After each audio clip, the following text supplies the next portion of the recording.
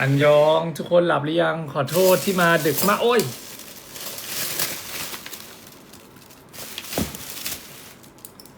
จะหลับแล้วเหรอขอโทษทีผมเพิ่งทำงานเสร็จเพิ่งถึงบ้านเดี๋ยวนี้เลยแต่ว่าทีนี้จะไม่มีเวลาไลฟ์แล้วอ่ะก็เลยต้องรีบมาหาทุกคนก่อนนะสวัสดีครับผมไลฟ์ไปกินข้าวไปได้ไหมอ่ะหิวข้าวมากๆเลย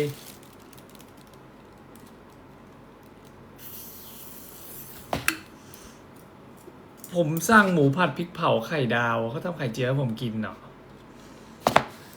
ผมสั่งไข่ดาวเขาทำไข่เจียวอ่ะ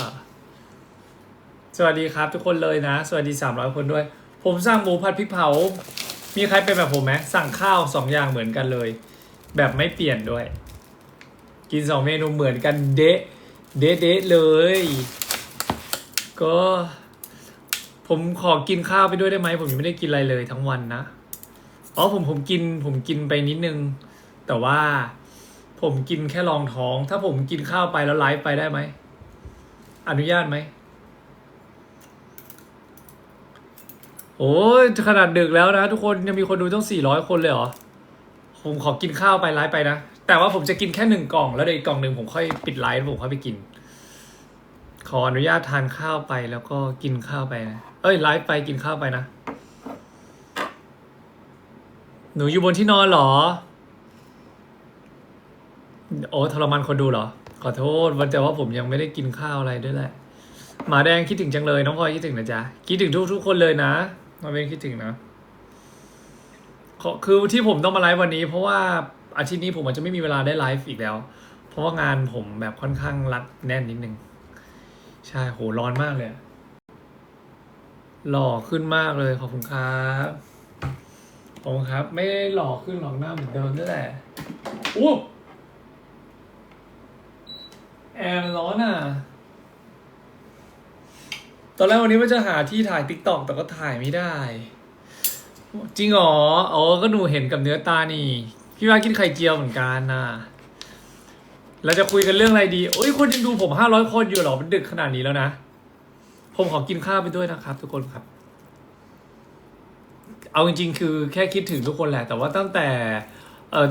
เขาเรียกว่าตั้งแต่จบกีฬาสีมาผมยังไม่ได้มีเวลามาไลฟ์กับแฟนๆเลยครับทุกคนใช่โป้เหรอจริงไหมเนี่ยมื้อที่1ก็ได้อะมื้อแรกมันกินนิดเดียวเองอะเพราะว่าส่วนใหญ่เวลาวันไหนที่ผมทำงานผมจะไม่ค่อยได้กินข้าวนะครับผมจะต้องแบบผมเป็นโรคจิตอย่างหนึ่งคือแบบชอบฟาสติ้งถ้าไม่เสร็จงานจะไม่สบายใจใช่อย่าเพิ่งกินค่ะรอดูทอดไข่ก่อนโอเคทุกคนผมจะมาเล่าเรื่องกีฬาสีให้ทุกคนฟังนะอยากฟังเรื่องอะไรกันบ้างอยู่เป็นอยู่เป็นเพื่อนกินข้าวหน่อยได้ปะล่ะอยู่เป็นเพื่อนกินข้าวหน่อยนะคะน้องฟ้าคิดถึงมากๆเลยนะครับเดือนนี้จะต้องบอกว่าเป็นเดือนที่ดีมากๆสำหรับปาร์คอย่างแน่นอนนะทุกคนนะพี่พ่อสวัสดีครับพี่พ่อเดี๋ยวเจอกันนะเร็วๆนี้คิดถึงพี่พ่อมากเลยวันนี้ลูกค้าก็แฮปปี้มากวันนี้ผมไปทำงานให้กับติวเตอร์ยิมมาครับทุกคนเป็นงานของ Lab X Skin ก็ต้องขอบคุณแฟนคลับน้องเตอร์น้องยิมด้วยนะที่เข้ามาแจมไลฟ์แต่ว่าผมขอโทษนะที่ผมไม่ได้บอกแฟนๆว่าผมเป็นพิธีกรให้น้องๆอ่ะทุกคนหมายถึงว่าผมไม่ได้แบบบอกก่อนว่าวันนี้ผมจะมาไลฟ์ที่ช่องนี้เพราะว่าคือมันมีหลายเหตุผลที่ไม่ได้บอก เพราะว่ากลัวว่าแบบแฟนๆจะพูดถึงเราด้วยแต่ก็คืออยากให้ทุกคนมาสนับสนุนน้องอยู่แล้วเราก็เต็มที่กับงานมากๆใช่ก็เลยแบบเสร็จงานแล้วก็รีบกลับมาไลฟ์เพราะว่าทีนี้จะไม่มีเวลาไลฟ์แล้วครับแต่ลูกค้าแฮปปี้นะลูกค้าแฮปปี้มากเลยผมก็แฮปปี้มากๆผมแบบมีความสุขที่สุดอยู่แล้วเวลาไปทำงานให้กับพี่ๆน้องๆที่บ้านอ่ะมันแบบ energy มันบวกมากๆเลยผมมีความสุขสุดๆไปเลยล่ะทุกคนใช่แล้วก็เป็นห่วงเตอร์จริงวันนี้แบบรู้สึกแบบคือเรารู้ว่าน้องยังแบบร่างกายยังไม่ได้พร้อมทำงานขนาดนั้นแต่ว่าเราก็เห็นถึงพลังงานแล้วกันพลังงานกำลังใจที่แบบติวเตอร์แบบได้รับจากแฟนๆแล้วเรารู้สึกว่าแบบน้องมันรักแฟนคลับมันมากนะผมจะแชร์ให้ทุกคนฟังนะเป็นภาพที่ผมรู้สึกว่าผมแบบอินมากๆเลยอ่ะคือระหว่างที่ทำงานอ่ะน้อง energy ถ้าทุกคนดูนะดูไลฟ์เมื่อกี้ น้อง energy ดีแบบสุดๆไปเลยอะ energy ไม่มี drop ไม่มีอะไรเลย ผมไม่รู้นะเป็นเพราะเป็นผมมาทำพิธีกรด้วยหรือเปล่ามันเลยแบบสนุกไปหมดเลยทุกอย่างดูสมูททุกอย่างคือการคุยเล่นสนุกสนานไปหมดเลย และสิ่งที่ผมเห็นชัดที่สุดคือเตอร์แบบรักแฟนๆมากเตอร์ยิมคือเขารักแฟนๆของเขามากโดยเฉพาะแบบอย่างขนาดเตอร์เจ็บขนาดนี้ยังแบบยังสู้สุดพลังอะไรเงี้ยด้วยความที่เราเป็นพี่เนาะเราก็ห่วงมันมากๆอะตั้งแต่น้องบาดเจ็บไปผมยังไม่ได้ไปเยี่ยมน้องเลยเพราะว่าผมก็ไปพัทยามากับแก๊งเจนหนึ่งใช่ไหมล่ะแต่ว่าวันนี้ก็จะเล่าเรื่องเจนหนึ่งให้ทุกคนฟังด้วยนะแล้วผมก็ยิ่งตอนลาผมไม่แน่ใจว่าแฟนๆเห็นไหมแต่ผมจะบอกว่าเตอร์เอาไม้เท้าอะไม้ที่แบกตัวเองอะให้แฟนๆแตะขาไม้เท้าตัวเองทุกคนเลยนะมันเป็นภาพที่ผมแบบเห็นแล้วผมแบบตอนแรกผมก็เกือบจะกั้นไม่ค่อยอยู่เพราะว่ามันน่ารักมากเลยทุกคนคือเตอร์ต้องการกำลังใจจากแฟนๆเขามากๆเพราะว่าวันนี้จะเป็นงานสุดท้ายที่เขาได้รับใช่ป่ะแล้วเขาก็จะต้องกลับเชียงใหม่ไปคอนซัลท์กับหมอเพื่อเตรียมผ่าตัดซึ่งผมก็รู้สึกว่า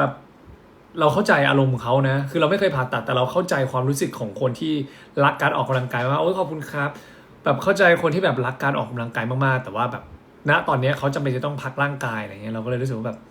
แล้วเขาก็แบบพูดกับแฟนคลับบอกว่าเป็นกำลังใจให้เตอร์เยอะๆเลยนะครับเพราะว่าเตอร์แบบจะต้องรับการผ่าตัดอะไรอย่างเงี้ยเร็วๆนี้คือแบบให้แฟนๆอ่ะจับขาไม้เท้าเขาอะแตะเหมือนส่งพลังอ่ะมันก็เป็นโมเมนต์ที่ผมรู้สึกว่าเราเชื่อว่ะเราเชื่อแล้วว่าวันเนี้ยเตอร์ต้องการกำลังใจจากแฟนๆเขามากๆแล้วเราก็สัมผัสได้ว่าเตอร์แบบเต็มที่กับงานแบบสุดๆไปเลยอ่ะแบบทั้งที่ตัวเองแบบร่างกายก็ยังไม่ค่อยเต็มร้อยแต่ก็อยากจะลุกขึ้นมา enjoy entertain แฟนๆให้เต็มที่อะไรอย่างเงี้ยอ๋อมัมก่อนนะโอเคอืมก็เลยมีความสุขมากเลยอย่างเงี้ยใช่ครับอืมแล้วก็แฟนๆน้องเตอร์น้องยิมก็น่ารักกับผมมากเลยเอาจริงๆไหมผมแบบว่าไปทำงานใช่ป่ะผมเจอแฟนคลับเตอร์ยิมทุกคนทักผมหมดเลยอ่ะทุกคนทักผมน่ารักมากผมแบบเหมือนผมไปทำงานให้กับครอบครัวผมอะแล้วเดี๋ยวเดือนนี้ผมก็ต้องไปทำงานให้เตอร์อีกนะผมไปเป็นพิธีกรให้เตอร์อีกนะใช่แล้วก็มาแอบสปอยได้นิดนึงวันเกิดผมอะเอางี้นะวันเกิดผมตรงกับวันที่23สิงหาคมใช่ไหมอยู่ดีๆก็มีงานติดต่อเข้ามาในวันเกิดตัวเองทุกคนตอนแรกอะผมจะไม่รับงานในวันเกิดตัวเองเอางี้นะผมจะแชร์ให้ฟังผมจะไม่รับงานวันเกิดตัวเองเพราะว่าผมจะไปเก็บโปรเจกต์แล้วก็ไปทำบุญกับทุกๆคนใช่ไหมอาจจะไปที่ไหนเดี๋ยวบอกอีกทีแล้วดันมีงานติดต่อมาในวันที่23สิงหาคมตอนแรกผมตอบไปแล้วว่าผมฟังก่อนนะผมบอกว่าผมไม่รับงานได้ไหม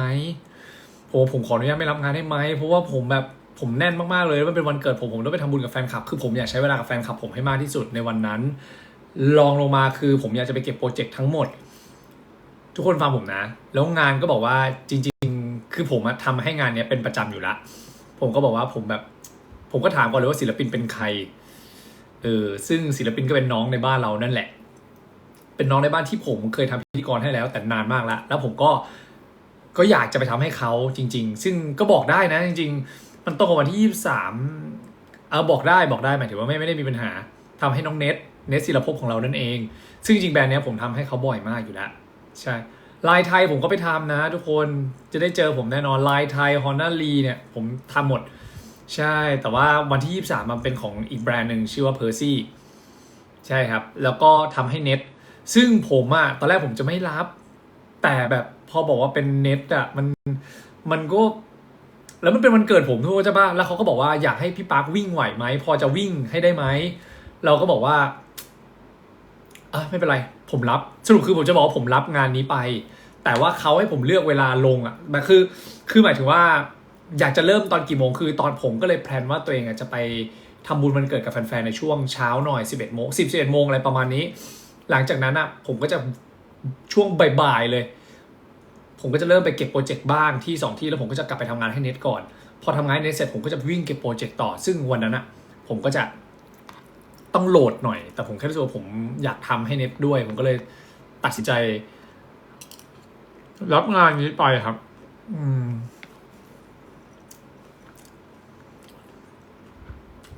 ใช่แต่ว่า22ผมก็อาจจะเก็บโปรเจกต์ด้วยนะทุกคน คือผมจะใช้ช่วงเวลาเดือนนี้ของผมให้เต็มที่ที่สุดผมบอกเลยนะเพราะว่าผมรู้สึกว่าเดือนนี้มันเป็นเดือนของผมอะทั้งเดือนเลยนะเอาจริงมันเหมือนเป็นเดือนเกิดของผมมันก็เปรียบเสมือนเดือนเกิดของผมแล้วกันไม่ใช้คำว่าวันเกิดผมก็รู้สึกว่าผมอยากใช้เวลากับช่วงเดือนเกิดของผมให้ดีที่สุดเลยอะแล้วช่วงนี้แบบชีวิตผมนะมีแต่เรื่องดีๆเข้ามาเยอะมากเลยอะมันมีแต่เรื่องที่ทำให้ผมรู้สึกยิ้มได้มันไม่ใช่แค่แบบเรื่องงานอะมันเป็นเดือนที่ดีของผมมากๆเลยอะมูยิมไม่ดื้อเลยครับมูยิมน่ารักผมว่าอร่อยจังเลยป๊าข้าวมื้อนั่นแหละแล้วก็แล้วก็จะเล่าเรื่องเอาเรื่องอะไรก่อนกีฬาสีหรือว่าทุกคนถ้าใครง่วงสามารถไปนอนก่อนได้นะไม่ต้องแบบฝืนนะเพราะว่าเดี๋ยวผมก็อาจจะมาไลฟ์ทีอาทิตย์หน้าเลยแต่ว่าทีนี้อาจจะไม่ได้มีเวลามาไลฟ์ละเดี๋ยว บอกอีกทีหนึ่ง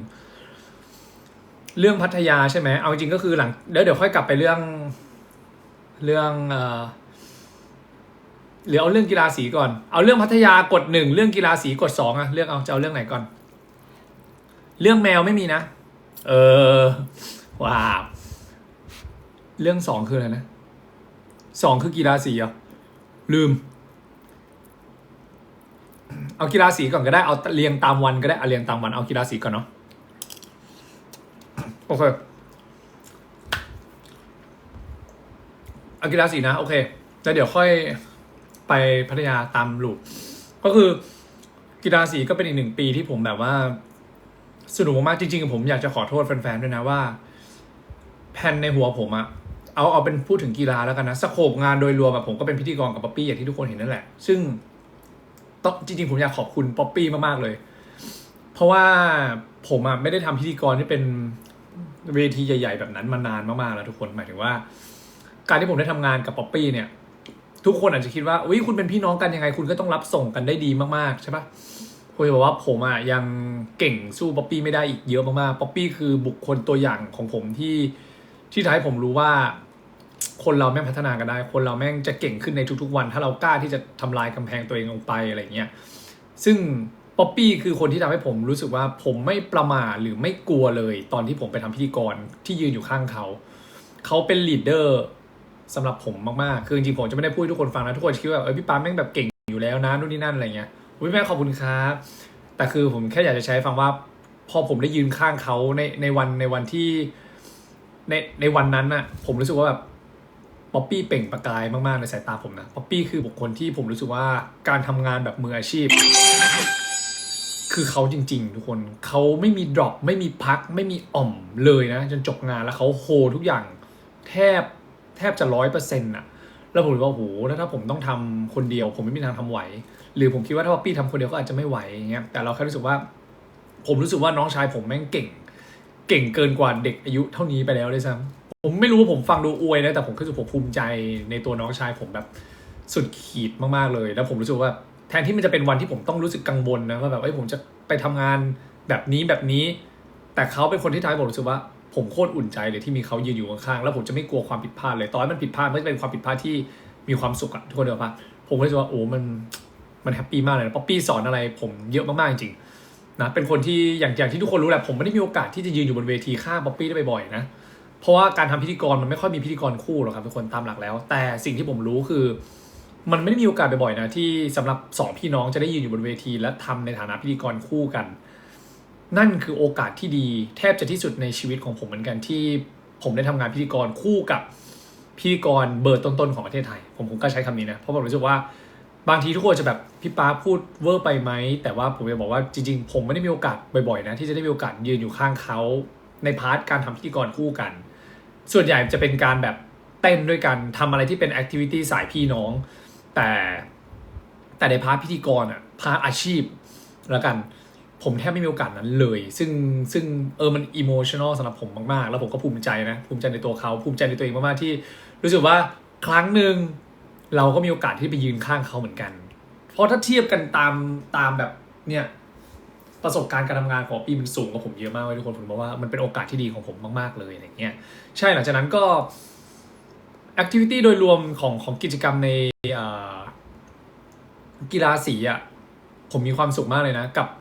กับซีนที่แบบผมก็ไม่รู้ว่าตอนที่ป๊อปปี้บอกว่าให้ป๊าพูดว่าแฟนคลับเชื่อใจป๊ามากันเยอะแค่ไหนผมยังคิดเลยว่าผมควรพูดหรอวะว่าแบบขอเสียงแฟนคลับเชื่อใจป๊าหน่อยได้ไหมเพราะงานนั้นมันคืองานบ้านมันไม่ใช่งานผมคนเดียวแล้วผมไปพูดแบบนั้นอ่ะผมก็เลยคิดว่าแบบมันไม่ควรพูดไหมอ่ะ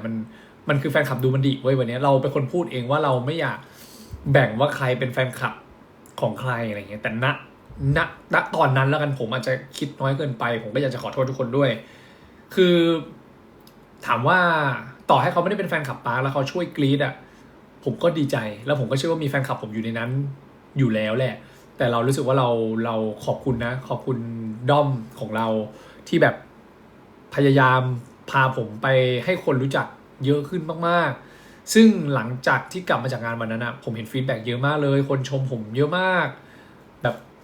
ขอบคุณที่แบบถ่ายซีนหล่อๆของผมออกมาบ้างถึงแม้ผมจะแบบทำตัวเบอร์บ้าๆไปบ้างแต่ว่าอืมเขาเรียกว่ายังไงอ่ะแต่ละโอ้พี่โบบอกว่าเดี๋ยวมีแล้วค่ะงานน้องปาร์คคนเดียวเตรียมขอเสียงได้เลยนะคะทุกคนมาแน่ผมบอกแล้วทุกคนมาแน่เราจะต้องมีงานเดี่ยวอยู่แล้วทุกคนรอเลยนะแล้วก็หมายถึงฟีดแบ็กหลายๆอย่างอะไรเงี้ยผมก็คิดว่าผมทำแค่ในพาร์ทพิธีกรอ่ะมันก็อาจจะไม่ได้มีคนมองเห็นเยอะไม่ได้แบบมีคนมาจับจ้องมากสักเท่าไหร่แล้วอีกอย่างผมไม่ใช่คนที่แบบเก่งกับการแบบทำมีมให้ตัวเองสักเท่าไหร่ทุกคนนึกภาพออกไหมเราก็แค่เป็นเราในแบบนั้นแหละแล้วเราก็อยากจะให้คนน่ะเห็นพี่ๆน้องๆเราเยอะๆอยากจะแบบให้น้องเรามีมีมมีคนมองเห็นเยอะๆในหลายๆคนอะไรเงี้ยเรารู้สึกว่าเราเป็นแค่พิธีกรเราแค่แบบรันให้มันสมูทและให้มันสนุกนั่นแหละคือเป้าหมายของผมแต่สุดท้ายแล้วอ่ะก็อยากจะขอบคุณทุกคนนะที่แบบถ่ายรูปผมถ่ายวิดีโออะไรแท็กมาแล้วทำให้มันแบบคนนอกมองเห็นผมเยอะขึ้นผมไม่เคยคิดนะว่าจริงๆผมพูดจริงๆนะปีที่แล้วอ่ะผมแทบไม่ได้แบบเอาง่ายๆไม่ได้ถูกมองเห็นมากสักเท่าไหร่ที่อยากจะได้มาคือผมไม่ได้ถูกมองเห็นมากสักเท่าไหร่เพราะอาจจะไม่ได้มีกล้องที่มาจับมาที่เราเยอะแต่ปีนี้มันก็เยอะขึ้นมากๆผมเห็นใน TikTok คนแท็กถึงผมเยอะมากก็เลยแบบมีความสุขสุดๆไปเลยครับแล้วก็แบบขอบคุณมากๆนะที่ทุกคนแบบมองเห็นผมมากขึ้นขอบคุณที่ทำกิฟต์เอาไว้มาแจกเพื่อนๆพี่ๆน้องๆในด้อมหรือร่วมด้อมอะไรเงี้ยขอบคุณที่แบบคอยผลักดันผมมากๆแล้วก็ขอโทษอีกเรื่องหนึ่งที่อยากจะขอโทษนะก็คือตอนกีฬาฟุตบอลน่ะทุกคนผมก็เป็นคนหนึ่งนะที่แบบรักการเตะฟุตบอลมากๆไว้ทุกคนผมก็เข้าใจนะว่าความสุขของผมในวันนั้นอีกหนึ่งอย่างคือการเตะฟุตบอลให้แฟนๆของผมดูไว้ผมพูดจริงๆนะแล้วผมก็ดันไปสัญญากับคนหนึ่งไว้ว่าผมจะพยายามยิงประตูให้ได้ด้วยแหละมันก็อาจจะเป็นความกดดันของตัวเองนิดนึงนะคือไม่ได้สัญญากับเขาแต่เขาแค่พูดว่าต้องยิงประตูให้ได้นะผมก็เลยแบบว่าคือในหัวเราคิดว่าเราอยากจะยิงประตูอยู่แล้วแต่เราแบบคือทุกคนเข้าใจนะว่าคือมันก็คือกีฬาชนิดหนึ่งนั่นแหละแต่แบบผมก็เป็นคนที่ชอบเล่นฟุตบอลมากๆแล้วเวลาเล่นฟุตบอลผมจะตั้งใจผมก็จริงจังนิดนึงแล้วยิ่งแบบต้องเจอแข่งกับป๊อปปี้ทุกคนเข้าใจไหมแล้วทีมผมมันก็ด้วยแบบอย่างที่ทุกคนเห็นน้องๆอาจจะไม่ได้ถนัดการเตะฟุตบอลสักเท่าไหร่ส่วนใหญ่จะเป็นถนัดกีฬาอื่นซะมากกว่าก็จะเป็นผมกับติวเตอร์ที่จะเป็นแบบเมนในการเตะฟุตบอลนึกออกไหมเราก็เลยแบบว่าคือผมตั้งใจมากผมเชื่อว่าแฟนๆดูออกผมแบบโคตรมุ่งมั่นมากๆกับการเตะฟุตบอลใช่ไหมแต่แบบซึ่งพอป๊อปปี้เป็นโกมันก็แบบว่าป๊อปปี้ก็คือบทบังรัศมีผมหมดเลยซึ่งเหตุผลที่ป๊อปปี้เป็นโกเพราะว่าป๊อปปี้อยากให้น้องๆได้ออกมาเล่นนะทุกคนใช่ป๊อปปี้อยากให้น้องๆแบบออกมาเล่นป๊อปปี้เลยยอมเสียสละเป็นโกให้ซึ่งพอป๊อปปี้เป็นโกก็คือเก่งมากเก่งแบบพี่น้องมันก็ไม่ยอมกันมันต้องสู้ผมชอบความเป็นมืออาชีพทุกคนเดินออกมาแล้วมันก็เลยแบบเหมือนที่ทุกคนเห็นทุกคนบางคนก็จะมองว่าพี่ป๊าแบบดูตั้งใจเกินไปไหมดูแบบจริงจังเกินไปหรือเปล่าคนอื่นเขาเตะกันสนุกแต่จริงๆผมมีแบบและอย่างหนึ่งคือตอนที่เตอร์เจ็บไปมันก็เป็นอีโมสำหรับผมมากๆเพราะผมเป็นกัปตันทีมใช่ไหมผมต้องคอยดูแลน้องๆแล้วพอเราเห็นว่าติวเตอร์เจ็บติวเตอร์ก็ตั้งใจจะลงมาเตะฟุตบอลมากๆเพราะเราคุยกันตลอดผมกับเตอร์สนิทกันมากเรื่องเตะฟุตบอลนะเราก็เลยบอกว่าแล้วตอนที่เตอร์ผมไม่รู้ว่าแฟนคลับเห็นไหมตอนที่เตอร์โดนหามเปออกไปผมก็เดินไปกระซิบตอนที่เขาจะออกบอกว่าเดี๋ยวพี่แต่ผมว่าเตอร์อาจจะไม่ได้ยินแต่คือเตอร์กำลังเอามือปิดหน้าแล้วร้องไห้อยู่หมายถึงว่าร้องไห้เสียใจที่ตัวเองเจ็บอะไรเงี้ยผมก็เลยแบบว่าเดี๋ยวพี่จะ พยายามทำให้ได้นะเตอร์ซึ่งมันก็เป็นความรู้สึกที่เราแบบเราอยากจะยิงประตูให้เตอร์ลึกๆนะจริงๆคือผมอยากจะตั้งใจยิงประตูให้เตอร์ด้วยเพราะเตอร์เจ็บไปแล้วเตอร์จะไม่ได้เห็นผมเตะฟุตบอลอยู่ในสนามร่วมกันแล้วเราก็รักมันมากๆทุกคนนึกออกปะแล้วเรารู้สึกแบบณตอนนั้นมันเหลือแค่เราที่จะคือเพื่อนในทีมช่วยกันแต่ความหวังของผมมันหายไป1 คนซึ่งเป็นคนที่สามารถจะเล่นกับผมได้มากที่สุดในทีมเอางี้แล้วกันเราก็เลยคิดว่าไม่เป็นไรในเมื่อเตอร์เจ็บแล้วเราทำอะไรไม่ได้เราก็แค่ต้องสู้ต่อสู้แทนเตอร์แล้วกันคิดแบบนี้เพื่อให้เกมมันสนุกที่สุดอะไรเงี้ยเราก็รู้สึกว่ามันมีความสุขนะหมายถึงว่าพอจบไปแล้วฟีดแบ็กต่างๆรวมถึงกีฬาก็สนุกยิงได้2 ลูกแรกยิงให้เตอร์อีกลูกหนึ่งยิงให้เขาก็ถือว่ายิงให้ตัวเองแบบโอ้สาซุ่มซ้อมตั้งนานฉันได้แผลมาด้วยนะเธอจะดูเปล่านี่ไงกีฬาสีของพวกเธออ่ะพอใจเธอหรือยังนี่กีฬาสี1 2 3นี่ไงแผลนี้ของเตอร์แผลนี้ของน้องแมวเนี่ยเธอเห็นไหมบอกว่าฉันจะยิงได้แต่ละลูกนี่ฉันต้องแบบว่าฉันต้องต่อสู้กับนี่ด้วยเนี่ยนิดนึงแต่ว่ามันหายไปแล้วล่ะมันไม่เจ็บละคือมันไม่ได้เจ็บนะทุกคนเจ็บแค่นี้เชื่อเถอะให้มันเจ็บเถอะเจ็บแค่นี้แต่ว่าเขาเห็นว่าเรายิงเข้าเท่กว่าเยอะเวลาเรายิงเข้าเราก็แบบเธอรู้ไหมว่ากว่าฉันจะยิงได้แต่ละลูกอ่ะฉันต้องผ่านด่านป๊อปปี้ถ้าป๊อปปี้ไม่ออกมาจากการเป็นโกผมก็ยิงไม่เข้านะทุกคนนึกออกปะเรารู้สึกเอาเว้ยเจ็บเว้ยเท่ไม่เป็นไรอะไรเงี้ยคิดแค่นั้นก็เลยใช่ครับแล้วก็มีคนพูดถึงน้องแมวเยอะมากเลยวันนั้นผมก็ดีใจครับดีใจที่น้องมาขอบคุณมากๆด้วยครับขอติโอ้ยไม่พี่ปาร์คเจ็บแค่นิดหน่อยก็เลยแบบดีใจมากๆครับที่แบบยิงประตูได้ใช่ส่วนตอนนี้เหรียญกีฬาอยู่ไหนคือก็ผมลืมไว้พอดีเหรียญกีฬาผมดันไปลืมไงคือตอนนั้นมันเป็นช่วงที่ผมรับเหรียญมาใช่ไหมแล้วผมต้องทำพิธีกรต่อพอผมต้องทำพิธีกรต่อเนี่ยมันก็อาจจะแบบไม่ได้สะดวกที่จะต้องมีเหรียญหมายถึงว่าไม่ค่อยสะดวกเท่าไหร่ที่จะมีเหรียญอยู่ที่คอเวลามันขยับเนื้อขยับตัววิ่งไปวิ่งมาถือไม้มันจะติดเราก็เลยแบบแบบฝากแล้วกันใช้คำว่าฝากก่อนฝากได้ปะวะเขาจะฝากหรือให้ก็ได้แล้วแต่หมายถึงฝากไว้ที่เขาก่อนแล้วเดี๋ยวฝากไว้แบบไม่เอาคืนเข้าใจปะคือเราก็รู้สึกว่าเราก็ไม่มีอะไรให้เขานี่เรายิงประตูไปแล้วเราก็ฝากไว้ก่อนเราไม่ได้คิดว่าจะลงเพราะว่าเราไม่ได้ไปยื่นให้เขาต่อหน้าทุกคนเราก็แค่ฝากไว้ที่ AR ฝากไว้ที่ AR มันช่วยป่าวะที่ผมพูดมันไม่ได้ช่วยเท่าไหร่ครับฝากไว้ที่ AR แล้ว AR ก็ทำหน้าที่ต่อไม่ผมก็ให้เขานั่นแหละครับใช่ก็เราอุตส่าห์ชวนเขามาใช่ป่ะเราก็ต้องแบบโชว์ศักยภาพหน่อยว่าเราก็เตะฟุตบอลเป็นนะแล้วตอนผมจะแข่งแชร์บอลเขาไม่เคยได้มาพูดอะไรกับผมนะเขาพูดแค่ว่ายิงประตูให้ได้นะแล้วก็แบบว่าครับแล้วก็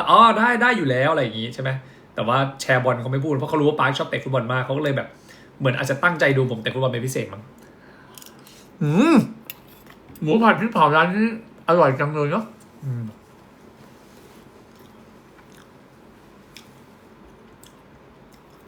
น้องจะได้เข้าดูบัณฑิตไหมครับคือทุกคนทุกคนฟังผมนะทุกวันนี้ผมมีความสุขกับสิ่งที่มันอยู่ตรงหน้าทุกคนเข้าใจผมปะผมเคยคิดนะว่าแบบอะไรจะเกิดก็เกิดผมคิดแบบนี้นะว่าณวันนี้ผมมีความสุขมากๆเลยกับโพสิชันผมณตอนนี้ทุกคนใช่ปะผมรู้ว่าแฟนๆทุกคนพยายามแฮปปี้พยายามผลักดันผมพยายามเชียร์อัพเอาจริงนะผมมีความสุขมากเลยกับพาร์ทการทำงานผมช่วงนี้แล้วพาร์ทความสัมพันธ์ทุกอย่างที่มันเกิดขึ้นกับผมนะตอนนี้นะเวลาผมเห็นมีคนรักเขามากขึ้นเอาตรงๆไหมผมมีความสุขไว้ผมดีใจเพราะผมคนไหนทุกคนรู้ว่าจุดเริ่มต้นของผมกับเขาอาจจะไม่ได้เหมือนคนอื่นแล้วกันทุกคนมันคือผมต้องคือหมายถึงว่าเรารู้สึกไงว่าที่ผ่านมาผมเชื่ออย่างหนึ่งนะว่าการพยายามเพื่อให้ได้อะไรมาเนี่ยมันไม่ใช่เรื่องเล่นๆแล้วผมรู้สึกว่าทุกๆพาร์ทความสัมพันธ์หรือทุกๆพาร์ทการทำงานผมตั้งใจหรือแม้กระทั่งพาร์ทความสัมพันธ์ผมรู้สึกว่าผมพยายามปรับตัวเองเยอะมากผมพยายามแบบเรียนรู้นิสัยคนมากกว่าเรียนรู้ตัวเองด้วยซ้ำในบางครั้งเพราะเรารู้สึกว่าบางทีในสิ่งที่ผมคิดมันอาจจะไม่ได้ดีเสมอไปไงทุกคนก็จะแบบผมโตกว่าเขาเยอะมากนะทุกคนเอาอันนี้ผมพูดจริงผมอ่านแม้กระทั่งคอมเมนต์หลายๆคอมเมนต์ที่บางทีแบบผมขอโทษนะผมอาจจะแบบเป็นคนชอบอ่าน แล้วมันก็ไปเจอคอมเมนต์บางคอมเมนต์ที่มันก็สะเทือนจิตใจเราเหมือนกันนะที่ว่าแบบเขาอายุห่างกัน9 ปี10 ปีมันมันดูผมไม่เหมาะกับเขาอ่ะซึ่งเอาตรงๆผมก็รู้เว้ยว่าบางมันก็ขึ้นอยู่กับแต่ละคอมเมนต์นะทุกคนใช่ปะคือผมก็เป็นคนแบบคนที่เชียร์ก็เยอะแต่คนที่แบบมองว่าผมไม่ได้เหมาะสมกับเขาเลยมันก็มีคือแน่นอนมีคนรักก็ต้องมีคนที่ไม่รักอะไรเงี้ยแต่เราแค่รู้สึกว่ามันอาจจะยังไม่ได้จูนกันติดความหมายคือผมสนิทกับน้องมากขึ้นจริงแต่มันอาจจะยังไม่ได้แบบมันก็ค่อยๆเป็นค่อยๆไปเพราะผมรู้สึกว่าทุกสิ่งทุกอย่างที่ผมทำผมจริงใจนะผมไม่ได้คิดแค่ว่าเฮ้ยผมอยากมีคู่หรือผมอยากทำงานกับใครสักคนหนึ่งแล้วมันก็โอเควันหนึ่งผมมีชื่อเสียงแล้วผมก็แยกย้ายไปแล้วผมสามารถเดินด้วยตัวเองผมไม่ได้คิดแค่นั้นไงเพราะแบบผมอยากให้ทุกคนเห็นว่าทุกคู่ในบ้านของเราใช่ป่ะมันไม่ใช่ความสัมพันธ์แค่เพื่อนร่วมงานจริงๆทุกคนเข้าใจป่ะ โอเคแหละเขาจะรักกันในแบบโพสิชันไหนผมไม่ได้สนใจตรงนั้นนะแต่ผมมองว่าทุกความรักทุกความสัมพันธ์มันสวยงามหมดเลยคุณจะเป็นในฐานะไหนก็แล้วแต่คุณเลยแต่ผมแค่มองว่ามันไม่ใช่พาร์ทแค่ทำงาน1 วันจบไปแยกย้ายรับเงินกลับบ้านผมไม่ได้มองแค่นั้นไงทุกคนใช่ปะผมแค่รู้สึกว่าแบบตัวผมอะยังไม่เคยมีโอกาสได้ลองทำในสิ่งนั้นกับใครสักคนหนึ่งที่เป็นแบบเรียกว่าไงเป็นแบบในค่ายของเราเองอะไรแบบเนี้ยซึ่งผมก็รู้สึกว่าผมก็อยากทำในพาร์ทเนี้ยของตัวเองให้มันดีจริงๆไม่ได้แบบพยายามนะแต่เรารู้สึกว่าเราอยากทำให้มันค่อยๆเป็นค่อยๆไปผมรู้ว่าทุกคนก็อาจจะตั้งคำถามว่าอนาคตเนี่ยน้องจะได้มาเข้ามาอยู่ในบ้านดูบันดิไหมอะไรเงี้ยถ้าผมพูดจากใจผมใช่ไหมผมหวังเหมือนทุกคนนั่นแหละผมพูดตรงๆนะผมหวังเหมือนทุกคนแล้วผมก็ตั้งใจทำในพาร์ทนี้ให้ดีที่สุดในพาร์ทความสัมพันธ์พาร์ทการทำงานทุกอย่างให้มันไปได้ดีที่สุดต้องยอมรับว่าน้องก็ยังใหม่มากผมพูดจริงน้องก็ยังใหม่มากแต่เราก็สัมผัสได้ถึงความมุ่งมั่นความน่ารักของเขาความตั้งใจของเขาที่เขาแบบเขาอยากจะแบบเติบโตขึ้นในทางของเขาเหมือนกันอะไรเงี้ยซึ่งณวันนี้โอเคแหละผมทำงานมาก่อนเขาใช่ไหมผมอาจจะมีฐานแฟนคลับที่ซัพพอร์ตผมเยอะแต่สิ่งที่ผมอยากจะขอบคุณทุกๆคนเลยอยากขอบคุณน้องเขาด้วยนะคือน้องเขาก็พยายามพัฒนาตัวเองอยู่ตลอดแล้วก็แฟนๆทุกคนผมก็ต้อนรับน้องดีมากๆเลยคือแบบไม่ว่าผมเลือกที่จะทำอะไรแฟนๆผมทุกคนไม่เคยแบบตำหนิผมเลยมีแต่ซัพพอร์ตยินดีผมรักใครแฟนคลับผมก็รักด้วยมันผมก็ต้องการแค่นี้แหละครับทุกคนแล้วผมก็ยอมรับนะว่าสิ่งต่างๆที่มันเกิดขึ้นโมเมนต์อะไรบางอย่างมันมีคนมองเห็นมากขึ้นเยอะเลยครับทุกคนมันไม่ใช่แค่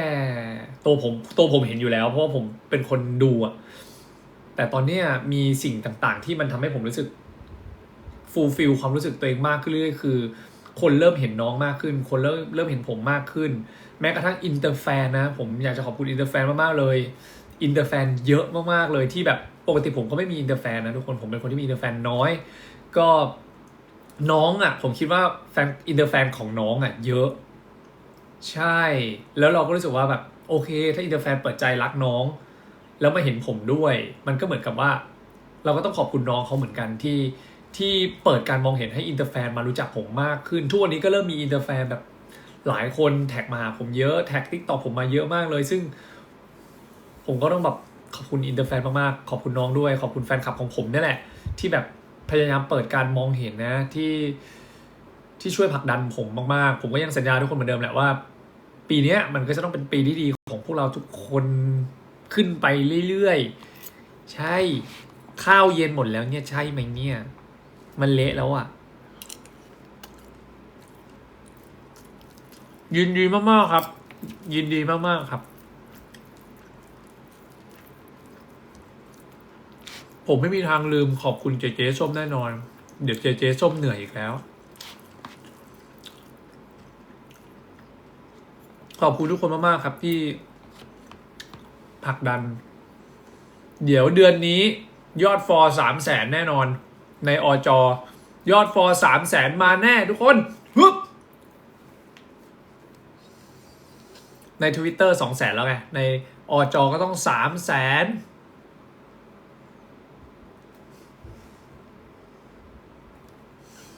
อ๋อมาต่อที่เรื่องพัทยาไหม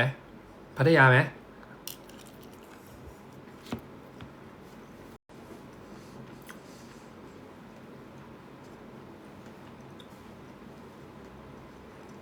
อาหารเย็นแล้วแต่กินได้ ทุกคนจำไว้นะ ทุกคนคือส่วนหนึ่งในการเติบโตของผม แล้วก็จะเป็นแบบนั้นตลอดไปทุกคนคือคนที่คอยเปิดการมองเห็นทำให้คนมารักผมมากขึ้นนะจ๊ะอ๋อ ไปพัทยาใช่ป่ะผมจะเล่าให้ฟัง โคตรแบบ ผมขออนุญาตตั้งชื่อทริปว่าทริปอ่อมแก่อ่อมแก่โอ้ยน้องวิวคิดถึงนะจ๊ะเตรียมตัวทำคอนเทนต์อนาคตคู่พี่ไว้เลยนะลูกคือชื่อทริปว่าทริปอ่อมแก่ผมจะเล่าตั้งแต่แรกเลยวันนั้นหลังจากจบกีฬาสีผมกับป๊อปปี้ไปกินตีน้อยกันตอนตี 1หรือตี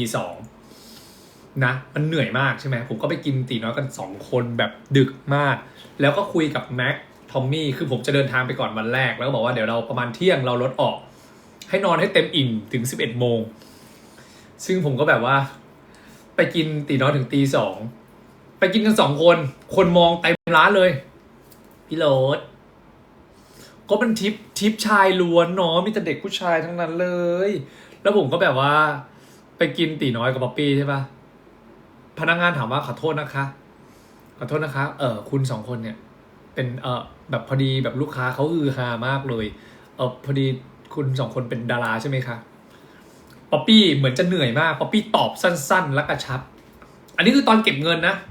ตอนนั้นอะคนออกเกือบหมดร้านแล้วตี 2กว่าแหละแต่ตอนที่เข้าไปกินใหม่ๆตี 1อะคนเต็มร้านเลยแล้วผมก็แบบแต่งหน้าทำผมจัดเต็มกันอยู่2คนป๊อปปี้ใส่ชุดกีฬาสีผมใส่ชุดกลับบ้านผมเท่ๆชุดหนึ่งอะไรอย่างงี้กันแล้วพอเสร็จปุ๊บขอโทษนะคะคุณลูกค้า2คนเป็นดาราใช่ไหมครับพอดีแบบโอ้ลูกค้าในร้านฮือฮามากป๊อปปี้ทำได้ไงไม่ใช่ครับคือป๊อปปี้ไม่เหมือนไร้จิตวิญญาณแล้วตอนนั้นคือหมดแรงมากๆง่วงเหมือนแบบต่อไปว่าแบบไม่ใช่ครับอย่าแบบคือป๊อปปี้ก็ไม่ค่อยยอมรับว่าเต็มเป็นดาราเท่าไหร่นะแต่หน้ามันแบบเนี้ยไม่ใช่ครับแล้วหน้ามันก็อื่นๆผมก็แบบป๊อปปี้ทำไมไปตอบอย่างนั้นว่ามันดูเหมือนเสียมารยาทมันดูแบบเหมือนตอบเพื่อจบไปอ่ะผมก็บอกผมก็จะตอบว่าใช่มันก็ดูกระด่างปากทุกคนจะผมพูดว่าผมตอบอะไรพี่ครับผมแต่งหน้าทำผมจัดเต็มขนาดนี้พี่ให้ผมเป็นดาราได้ไหมครับผมพูดอย่างนี้จริงผมแต่งหน้าทำผมขนาดนี้ให้ผมเป็นดาราได้ไหมเขาก็หัวเราะเว้ยแต่ผมคิดว่าพนักงานน้องผู้หญิงคนอื่นอาจจะรู้จักผมไงแต่คือผมก็ยังมี energy อยู่บ้างเอางี้แต่ผมแค่รู้สึกว่าตอบแบบผมแต่งหน้าทำผมขนาดนี้ให้ผมเป็นดาราได้ไหมครับเขาก็หัวเราะว่าหล่อมากเลยนะคะอะไรอย่างเงี้ยผมบอกขอบคุณครับไม่ได้มีอะไรเสร็จกลับไปก็นอนพักผ่อนป๊อปปี้วันต่อมาต้องไปทำงานให้ตีป๋อเป็นงานมอชน้ำหอมอะแบรนด์หนึ่งป๊อปปี้ก็ขยันมากนะกลับไปตี 2กว่านั่งทำสคริปต์เนี่ยมันถึงบอกไงว่าแบบเราจะไม่รู้สึกว่าเห็นเขาเป็นไอดอลได้ยังไงเขาทำงานเหนื่อยแค่ไหนผมอยากกินตีน้อยเขาก็ตามใจผมนะเขาบอกว่าพรุ่งนี้แม่มีงานด้วยมีงานให้ตีป๋อมันแบบยังไม่ได้ทำสคริปต์เลยอะไรเงี้ยเราก็รู้สึกว่าแบบกลับไปตี 2กว่าผมมาอาบน้ำนอนคีนหน้าก็เหนื่อยแล้วทุกคนผมก็จะนอนแล้วป๊อปปี้ก็แบบเดี๋ยวขอทำสคริปต์แป๊บหนึ่งมันก็ยิ่งทำให้เรารู้แบบทำไมคนหนึ่งมันเก่งจังวะมันน่าภาคภูมิใจนะในฐานะที่เราเป็นพี่มันนะเราก็รู้สึกว่ามันขยันมากเลยส่วนในแม็กตื่นเช้าไปตีเทนนิสตั้งแต่เช้าก็ขยันเหมือนกันไปตีเทนนิสเพื่อที่จะเตรียมไปพัทยาต่อเพราะเดี๋ยวจะไม่ได้ออกกำลังกายหลายวันนั่นแหละมันก็เลยเป็นทริปเดินทางของผมไปตอนเช้าผมก็ออกเดินทางประมาณเที่ยงแหละผมก็ขับรถคุณพ่อไปใช่แล้วก็ไปรับแม็กมาหาที่บ้านแล้วก็ไปรับทอมมี่ไปนัดเจอกันระหว่างทางวันแรกผมไปถึงที่โรงแรม3 คนเป็นพูลวิลล่าครับทุกคนก็ไม่ได้มีอะไรพิเศษมากมายสักเท่าไหร่แต่ว่าเรียกได้ว่าอ่อมแก่แค่ไหนก็คือผมบอกแม็กไปทิปชายโฉดเสิร์ชหาคาเฟ่สักคาเฟ่หนึ่งให้หน่อยได้เลยเอาไกลๆปะเอาใกล้ๆมึงเอาใกล้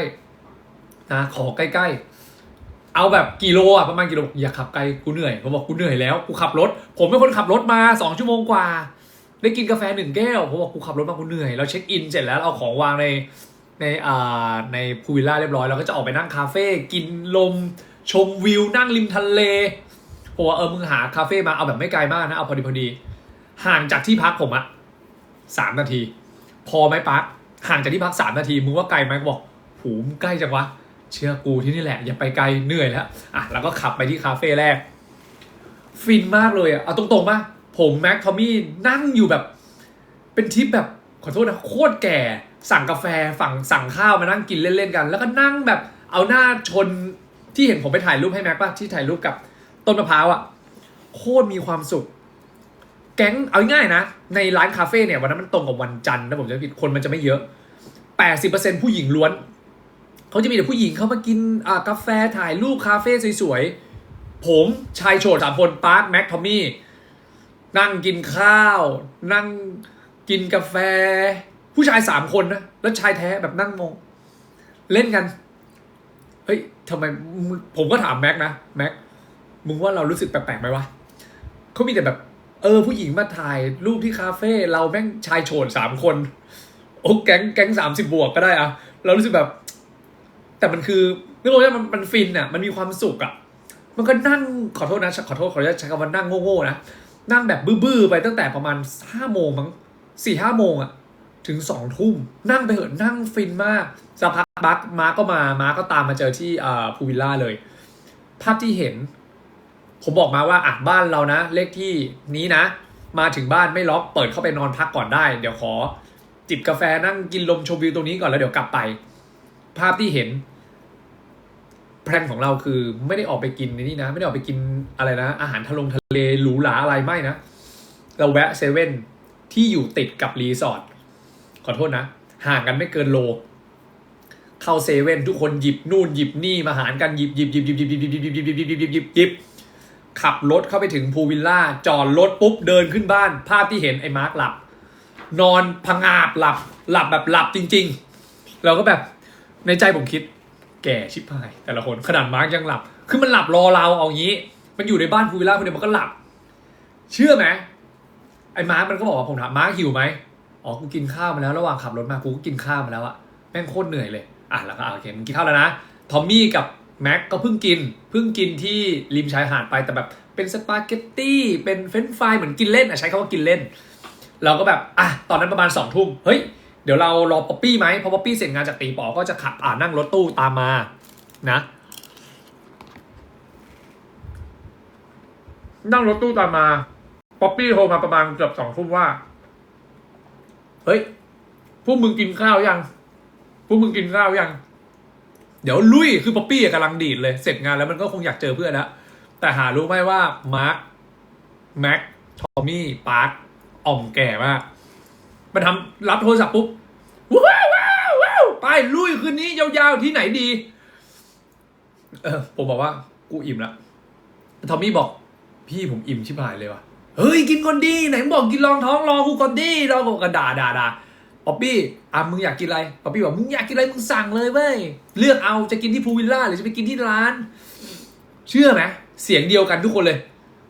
ขอกินที่พูวิลล่าได้ปะกูขี้เกียจออกแล้วผมก็แบบคือแม่งแก่จริง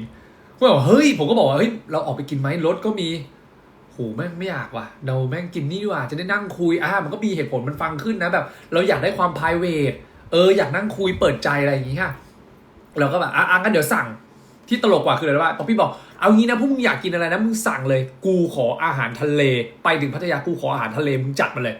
วางโทรศัพท์ปุ๊บไอ้แม็กเปิดแก๊ปเฮ้ยกูเจอร้านนึงว่ะเพื่อนเอางี้นะเดี๋ยวกูจะพูดเมนู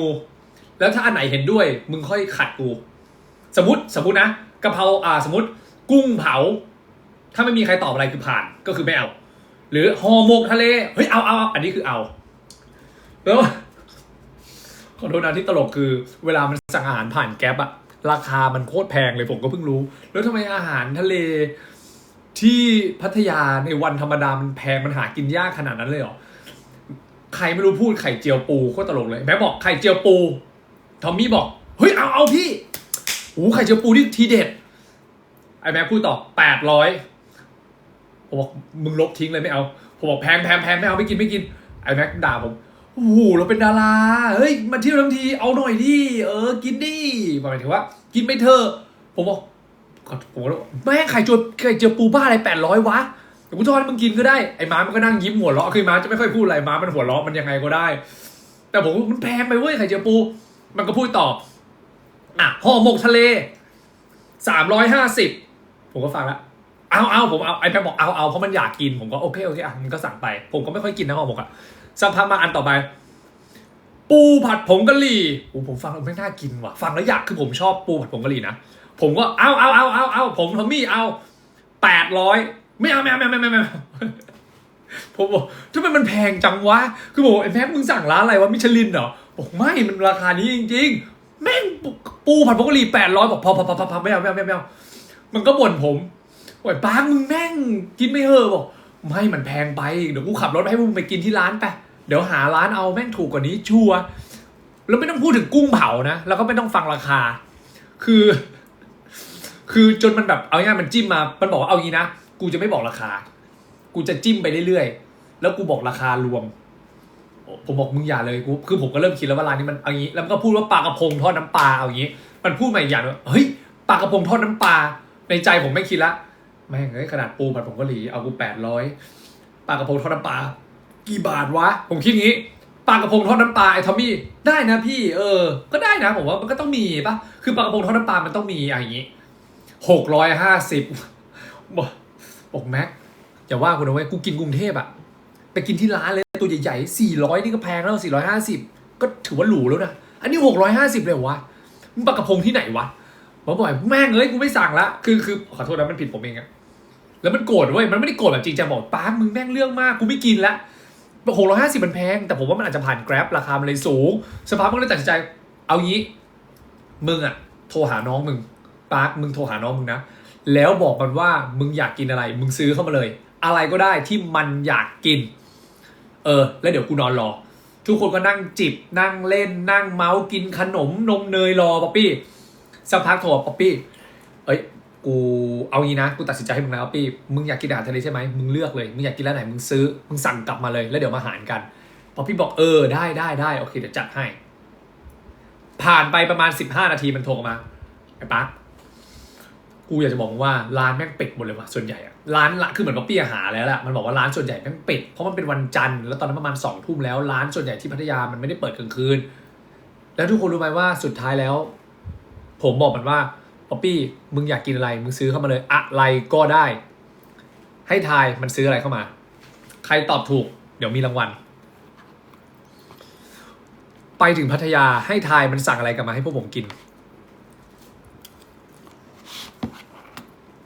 หยุดมีคนตอบถูกแล้วมีคนตอบถูกคนแรกแล้วคนตอบถูกคนแรกมันซื้อ KFC ขอโทษนะมันซื้อ KFC ประมาณ500 กว่าบาทมันเดินกลับมาพร้อมกับถุง KFC เพราะมันได้ทูไปสั่งมันเดินถือถุง KFC เข้ามาเพื่อนทุกคนพูดคำเดียวว่าอาหารทะเลตรงไหนของมึงวะกูไม่เห็นทะเลสักตัวกูเห็นแต่ไก่กูแม่งปิดแล้วพวกมึงก็ไม่สั่งรอกูเนี่ยกูเสร็จงานมาเหนื่อยก็เหนื่อยพวกมึงแม่งไม่ด่าบ่นสรุปวันแรกที่จำแม่นๆเลยนะวิงแซบผมกินประมาณ6 น่องกินวิงแซบปีกไก่ทอดกินแบบนั่นแหละเราก็เลยรู้สึกว่าไม่เป็นไรคืนแรกทุกคนพูดอะไรรู้ป่ะไม่เป็นไรมึงเรานอน2 คืนเดี๋ยวพรุ่งนี้จัดเต็มเอาให้โหดเอาหนักพรุ่งนี้จัดเต็มเพราะวันแรกกินถูกแล้วไงวันแรกเรากินถูกแล้ววันที่2เราหนักเชื่อไหมก็นั่งเมาส์มอยกันฟังผมนะนั่งคุยกันแต่สิ่งที่ได้ผมรู้เลยนะว่าคือGen 1มันรักกันมากจริงผมยอมรับเรานั่งคุยกันอะแบบคุยกันถึงเรื่องอดีตทั้งหมดเลยนะคุยกันตั้งแต่วันที่ผมเริ่มทำงานพวกเราแม่งกว่าจะมายืนอยู่จุดนี้ได้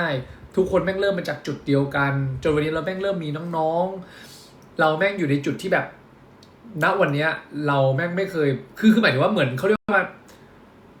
ท็อปิกที่เราคุยอ่ะแม่งกลายเป็นว่าเราคุยกันแต่เรื่องอดีตซึ่งพอคนที่มันเริ่มอ่อมแก่เริ่มโตขึ้นมันก็มักจะชอบย้อนอดีตในคุยแต่เรื่องเก่าๆแต่เชื่อไหมเวลาเราลำลึกถึงความหลังหยิบประเด็นแต่ละพอยขึ้นมาพูดคุยอ่ะมันยิ่งทำให้เรารักกันมากขึ้นไปอีกนะทุกคนใช่ไหมมันจะมีสักกี่โอกาสมาที่เราจะมานั่งรวมกันแบบนี้แล้วก็พูดถึงเรื่องว่าตอนนั้นแม่งเราเคยรู้สึกแบบนี้ว่ากว่าเราจะมายืนอยู่ตรงจุดนี้ได้แม่งเหนื่อยเนาะมันไม่ได้ง่ายๆเลยกว่าที่เราจะมีกี่เจนกว่าที่เราจะแบบมาเป็นพี่ใหญ่ในวันนั้นเราก็ไม่เคยคิดว่าเราจะได้มาเป็นพี่ใหญ่อะไรแบบเนี้ยทุกคนรู้ป่ะมันแบบว่ามันฟูลฟิลความรู้สึกมากๆอย่างทอมมี่ก็จะเป็นคนที่แบบเหมือนแฟนๆจะเห็นว่าแบบทอมมี่คุยไม่เก่งนะแต่วันที่มันรวมกันอะทอมมี่พูดเยอะที่สุด วันนั้นอะทอมมี่พูดเยอะที่สุดในบรรดาทุกคนคิดว่าแบบปาร์คพูดเก่งป๊อปปี้พูดเก่งแน่ๆแม็กพูดเก่งต้องแย่งกันตีกันตายทอมมี่พูดเยอะที่สุดพูดถึงความรู้สึกพูดถึงการเติบโตพูดถึงความสัมพันธ์พี่น้องที่เราแบบอยู่ด้วยกันมาโอ้คนดู800แล้วหรอขอบคุณครับมันแบบมันเป็นฟีลลิ่งที่แบบวันที่เรามาเป็นพี่ใหญ่อ่ะมันไม่ได้ง่ายๆเลยเนาะแบบระหว่างทางนี้กว่าที่เราแบบคุยกันถึงเรื่องกีฬาสีที่แบบเราเคยจัดกีฬาสีตั้งแต่มีแฟนคลับแค่20 คน30 คนอะไรแบบเนี้ยจนวันนี้แบบหลายพันคนอะไรเงี้ยครอบครัวเราเติบโตขึ้นมาเยอะมากมันก็คือมันมีความสุขนะเอาจริงมันก็มีจิบกันแหละมันเป็นเรื่องปกติเพราะผมก็เอาจริงผมก็โตแล้วหมายถึงว่าผมก็แบบใช่ปะมันก็แบบ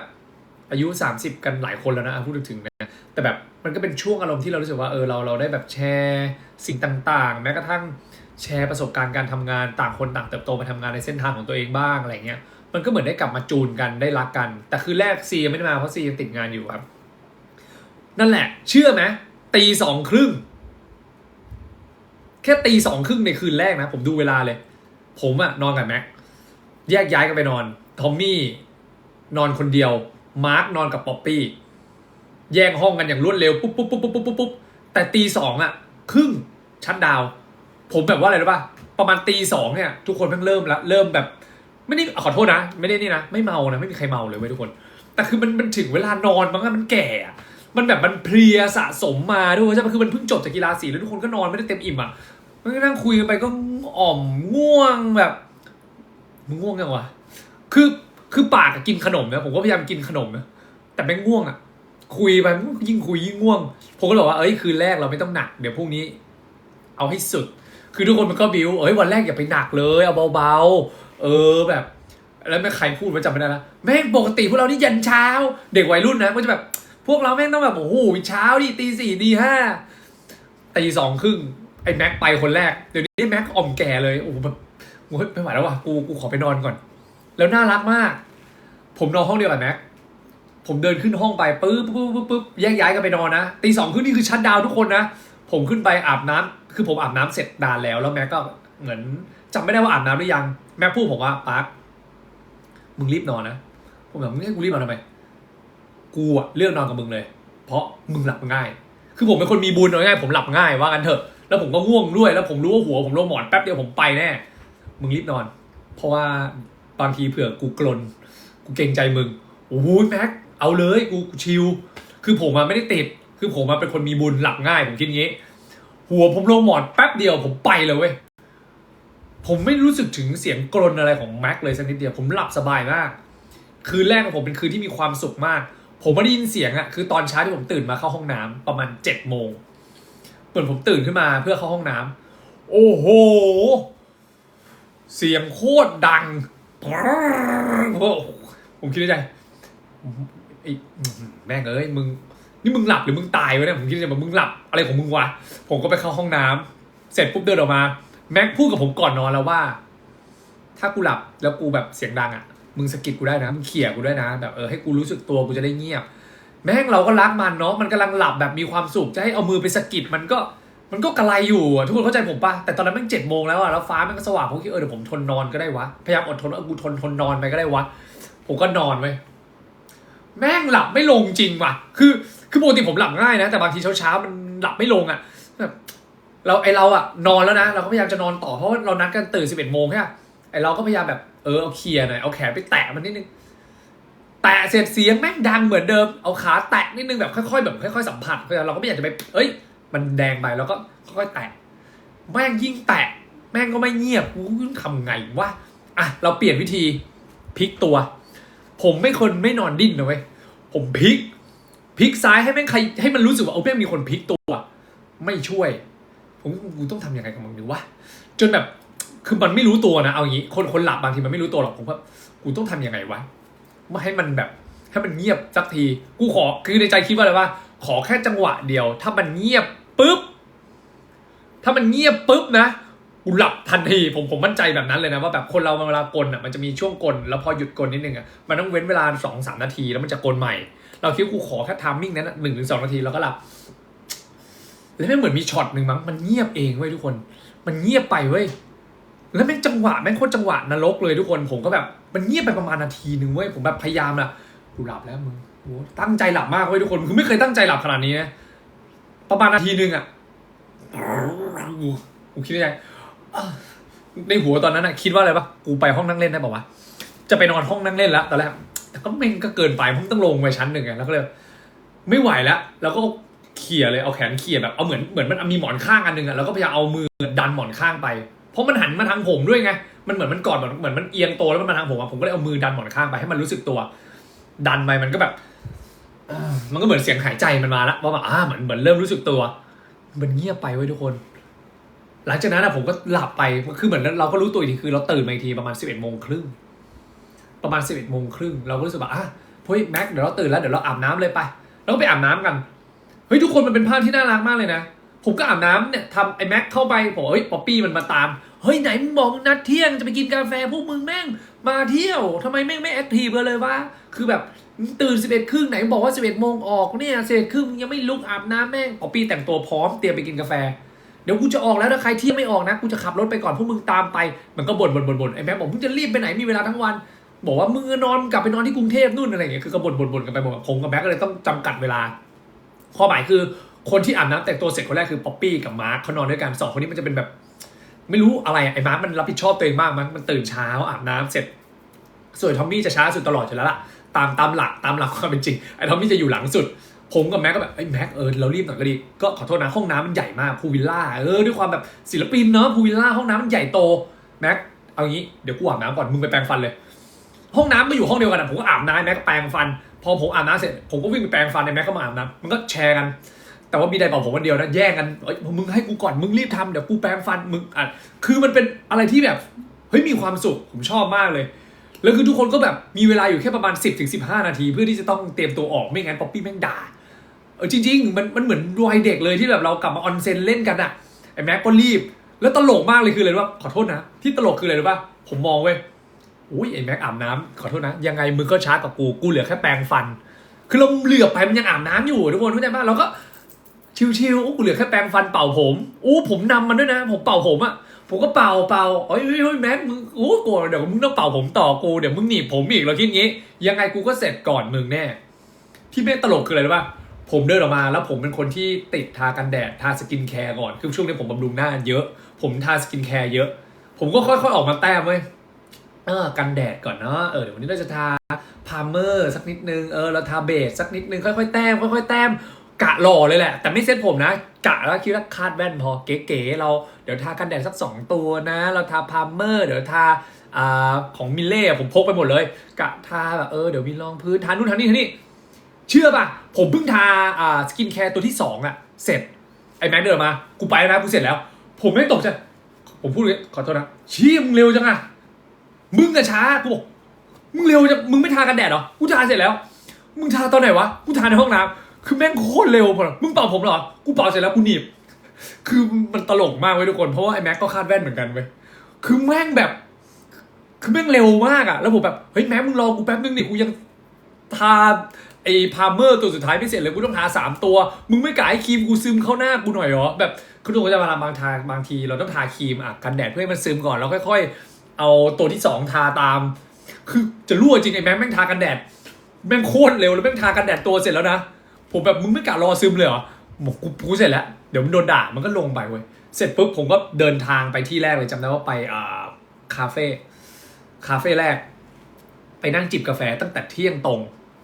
ขอโทษนะนั่งไปประมาณชั่วโมงหนึ่งเริ่มไม่มีอะไรทำละไอ้ทอมมี่บ่นหิวแล้วพี่เราไปกินข้าวกันดีกว่าเราก็บอกเเนี่ยเดี๋ยวเราไปกินร้านง่ายๆเป็นร้านก๋วยเตี๋ยวอยู่แถวนี้อะไรอย่างเงี้ยแล้วโอเคก็ไปกินก๋วยเตี๋ยวกัน 4-5 คนก็ยังไม่มีอาหารทะเลนะย้ำยังไม่มีอาหารทะเลนะก็ไปกินกัน 4-5 คนกินเสร็จหลังจากนั้นต่างหาก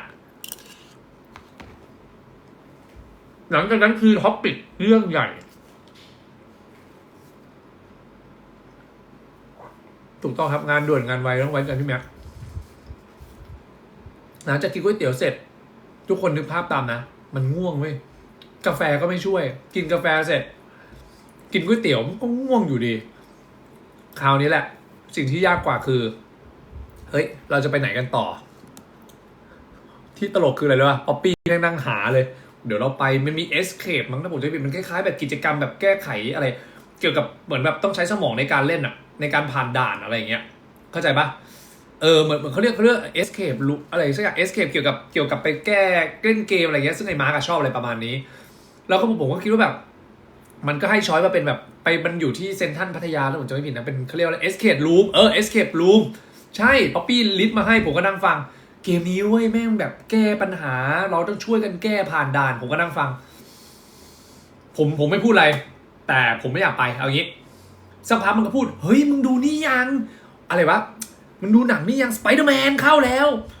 ผมก็นั่งคิดแม่งกูมาถึงพัทยาเอากูไปดูสไปเดอร์แมนคือดูได้นะแต่ชายโฉด6 คนเข้าไปดูสไปเดอร์แมนมันกระไรอยู่ปะวะแล้วคือแบบป๊อปปี้กูขออีกสักช้อยหนึ่งดิเฮ้ยมันก็มีอยู่แค่นี้พัทยาตอนเที่ยงครึ่งบ่าย2มึงจะให้เขาไปไหนวะมึงจะไปทะเลเหรอแดดโคตรร้อนจะไปนั่งริมชายหาดปะไม่ไหวเดี๋ยวรอเย็นๆค่อยไปแล้วก็คิดเว้ยเชื่อไหมระหว่างทางขับรถเนี่ยกำลังจะขับไป escape room ตอนแรกคิดอย่างนี้ระหว่างทางที่เราขับรถอยู่บนท้องถนนเนี่ยซ้ายขวาเราแม่งมีแต่ร้านนวดเต็มไปหมดเลยป๊อปปี้ขับครับสลับกันผมมาให้ป๊อปปี้ขับแต่วันแรกที่ขับไปผมขับระหว่างขับไปเนี่ยแม่งร้านนวดมันเต็มสุดลูกหูลูกตาเลยอะร้านนวดนี่คือตลอด2 ฝั่งเลยผมก็หันไปมองได้ไหมหรือว่าเราจะนวดโอ้ยแม็กตอบไวมากกูว่าดีแล้วตลกมากนะกูว่าดีผมบอกกูบวก1ไอ้ทอมมี่แม่งบอกโอ้โหพี่มาถึงนี่มานวดเอางี้นะเรามี3 ช้อยเดี๋ยวเราโหวตเลย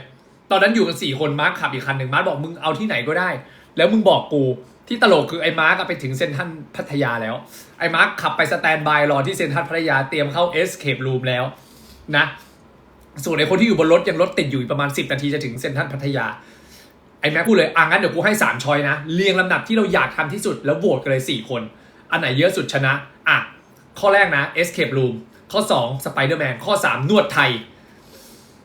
แต่ถ้าให้กูเลือกนะนวดไทย Spider-Man escape room ผมก็หันไปพูดว่ากูเหมือนแม็กจบ2 เสียงไอ้ป๊อปปี้แม่งแบบคือแม่งตลกตรงที่ผมกับแม็กแม่งมาละแม่งมาทางเดียวกันกูเหมือนมึงแม็กโจทย์ที่ยากกว่าใครล่ะจะเป็นคนโทรไปหาไอ้มาร์คใครล่ะที่จะเป็นคนโทรไปหาไอ้มาร์คว่ามาร์คเดี๋ยวพวกกูไปนวดนะมึงจะมานวดไหมและไอ้มาร์คไปถึงเซ็นทรัลพัทยาแล้วเข้าใจฟีลป่ะแล้วสุดท้ายเว้ยทุกคนปาร์คป๊อปปี้แม็ก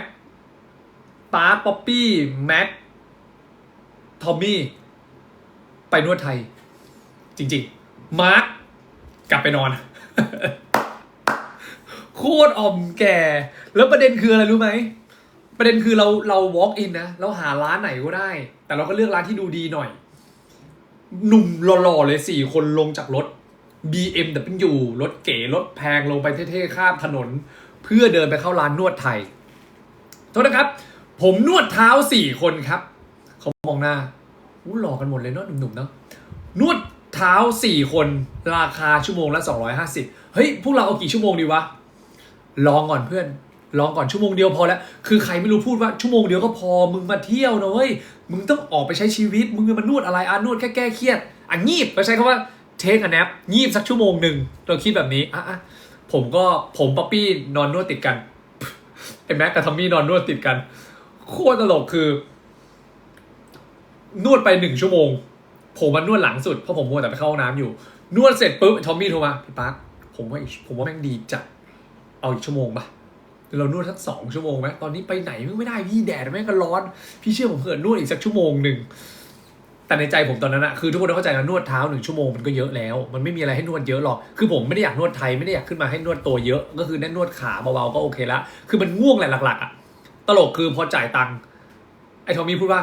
โหพี่เขานวดโคตรสบายแบบโคตรดีเขานวดโคตรดีนวดไปผมหลับไม่รู้สึกอะไรเลยพูดถามว่า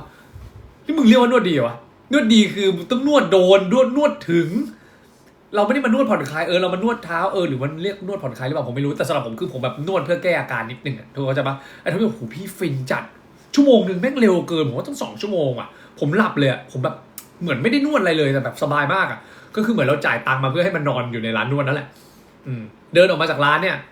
มีคนรู้จักคุณแม็กด้วยเขาดูซีรีส์คุณแม็กด้วยนะ เขาก็แบบรู้จักพวกเราแบบโอ้นี่หนุ่มรออะไรอย่างเงี้ยเขาก็บอกว่าเขาก็เหมือนกันทักทายอะไรอย่างเงี้ยก็ถือว่าเป็นอีกหนึ่งแอคทิวิตี้แล้วกันที่สำหรับหนุ่มวัย30นะ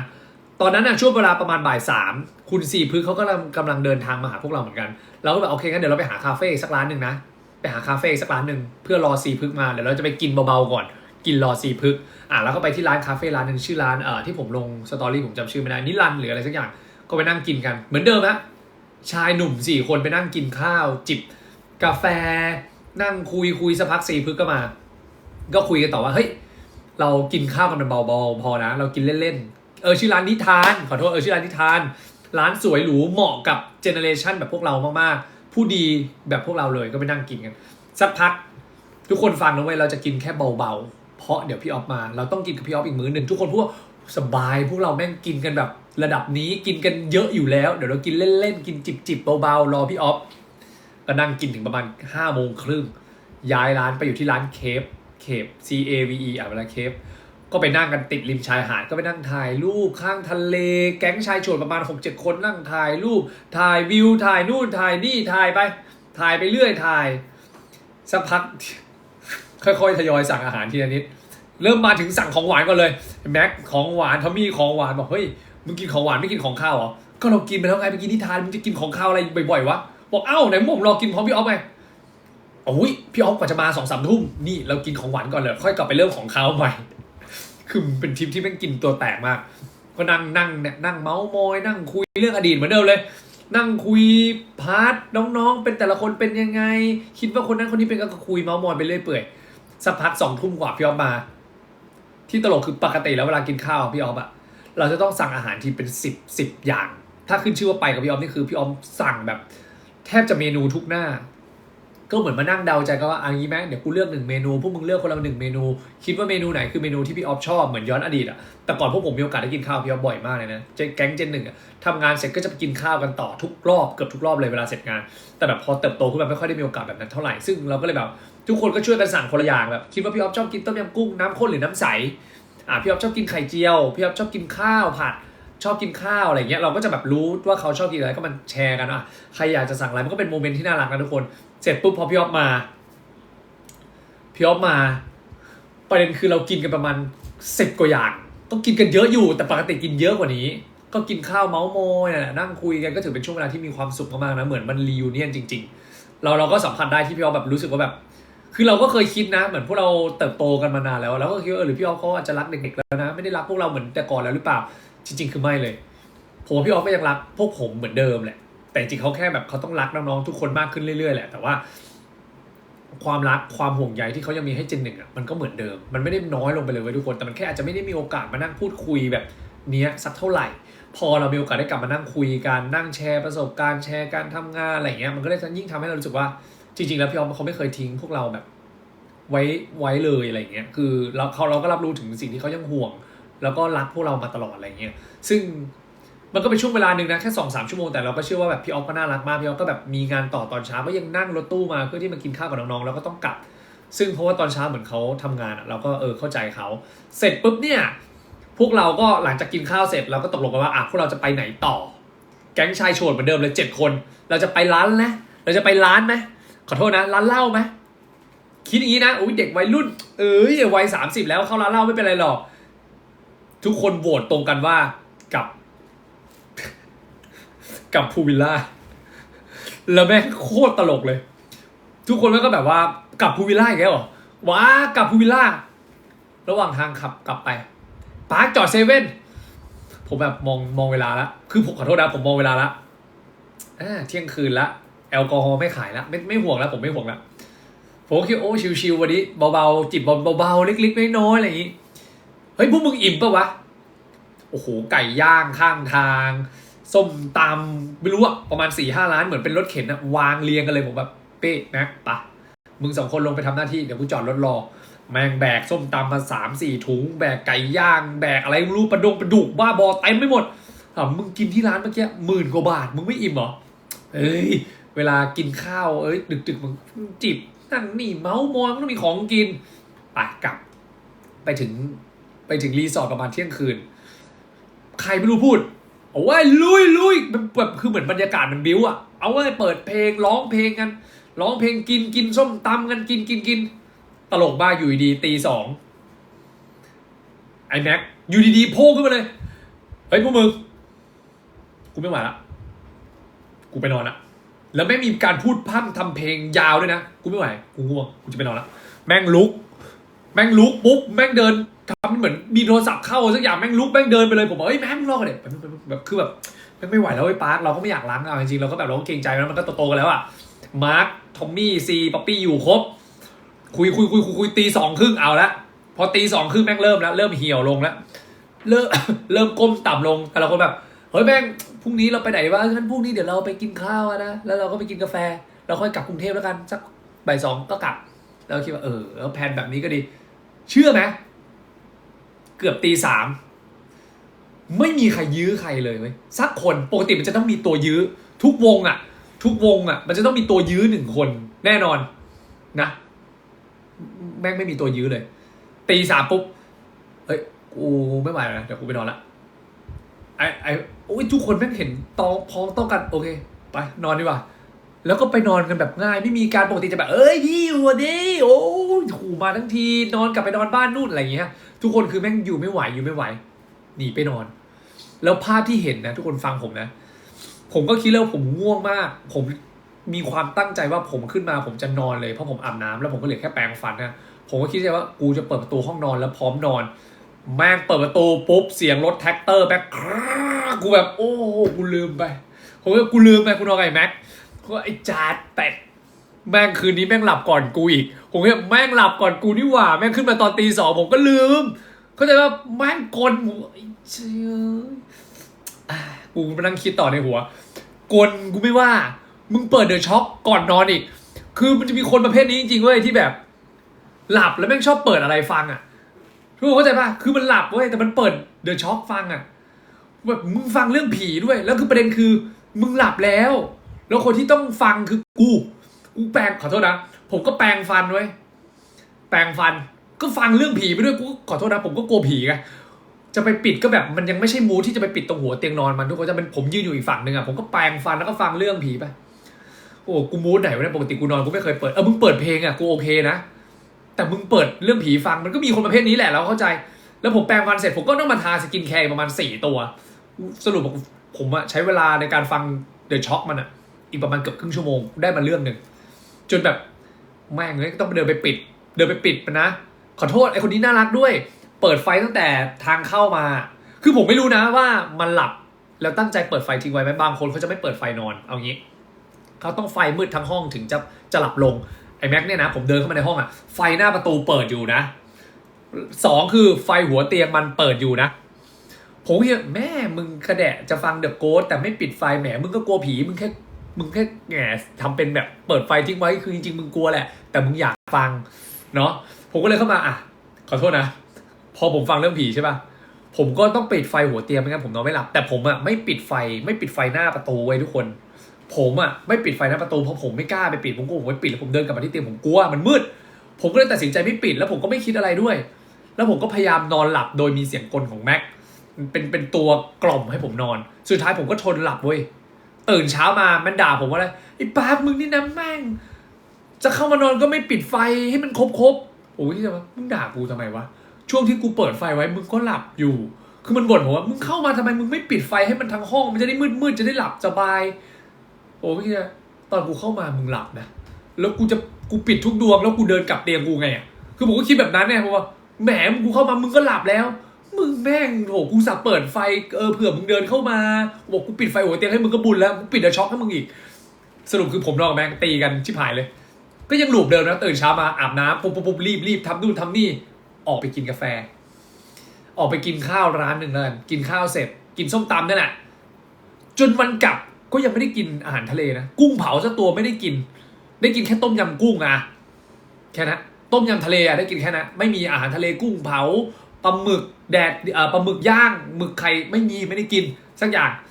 ได้กินส้มตำไก่ย่างได้กินเสือร้องไห้คอหมูย่างส้มตำประมาณ 6-7 จานแล้วก็ไปปิดท้ายทริปที่ร้านกาแฟในเซ็นทรัลพัทยาด้วยนะไม่ใช่ร้านคาเฟ่แบบต้องไปหาแบบวิวสวยๆไม่นะไปกินกาแฟในห้าง กูงงมากว่าทำไมกูต้องไปกินกาแฟในห้างเข้าใจปะก็ไปเดินเนี่ยเหมือนที่ทุกคนเห็นรูปนั่นแหละที่แฟนคลับเขาเจอพวกเราในห้างไอซีใส่แว่นดำเดินอยู่ในเซ็นทรัลพัทยา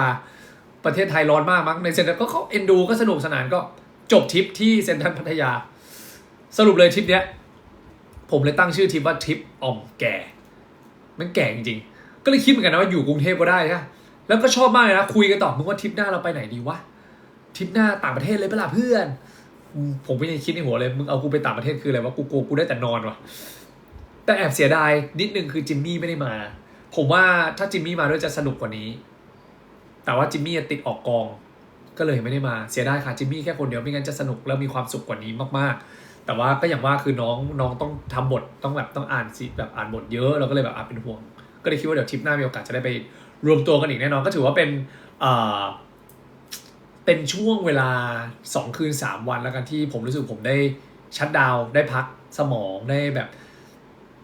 ได้ใช้เวลากับเพื่อนๆอะไรอย่างเงี้ยมันก็มีความสุขครับใช่อ๋อไม่ใช่ห้องดำหรอกหมายถึงว่าน้องติดออกกองแต่ผมไม่ได้บอกไงว่ากองอะไรใช่น้องติดอ่านบททำอะไรอย่างเงี้ยใช่ก็ถือเป็นช่วงเวลาที่มีความสุขมากๆครับใช่ครับอย่าถามว่ากองไหนฉันไม่รู้นี่หมูผัดพริกเผาไม่อร่อยเลยเย็นเจี๊ยบเลยอ่ะไม่อร่อยเลยอ่ะเสียดายมากผมกินไม่หมดด้วยเนี่ยเมื่อผมกินข้าวแค่นี้มันเย็นละเดี๋ยวอีกครึ่งจานเนี่ยเดี๋ยวจะปิดไลฟ์แล้วนะหมดแรงละโอเคปะโอ้โหทริปหน้าขึ้นเขาไม่ไหวแก่เกินจริงๆน้องนัทก็ควรไปนะเจน 1.5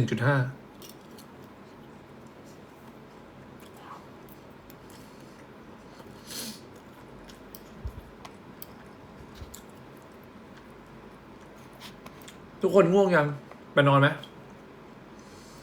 ขอบคุณนะครับที่มาฟังเรื่องเล่าของปาร์คในวันนี้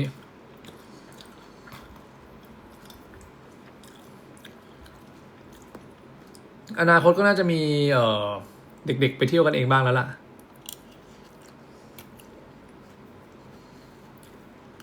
ใครง่วงไปนอนก่อนได้เลยนะครับทุกคนมันดึกแล้วนะพรุ่งนี้ทุกคนต้องทำงานนะ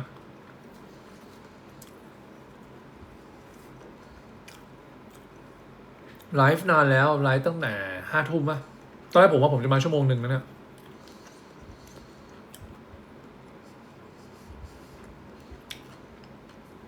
ขอบคุณนะที่ไม่ลืมเจน 1อร่อยแล้วหิวอะขำจนไม่ง่วง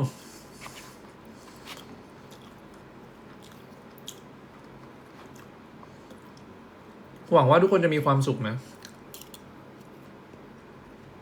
รักทุกคนมากๆรักทุกๆคนเสมอเลยดูแลสุขภาพตัวเองดีๆนะแล้วก็เดี๋ยวเดือนนี้เราจะมีเวลาได้มาเจอกันอีก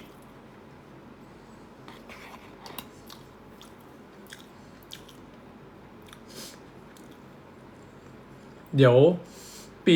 วันเกิดปีนี้ทุกคนต้องมาหาปาร์คเยอะๆนะเดี๋ยวปาร์คขอถ่ายรูปกับทุกคนด้วยวันที่23นะครับผมว่าผมจัดวันเกิดตรงวันนะ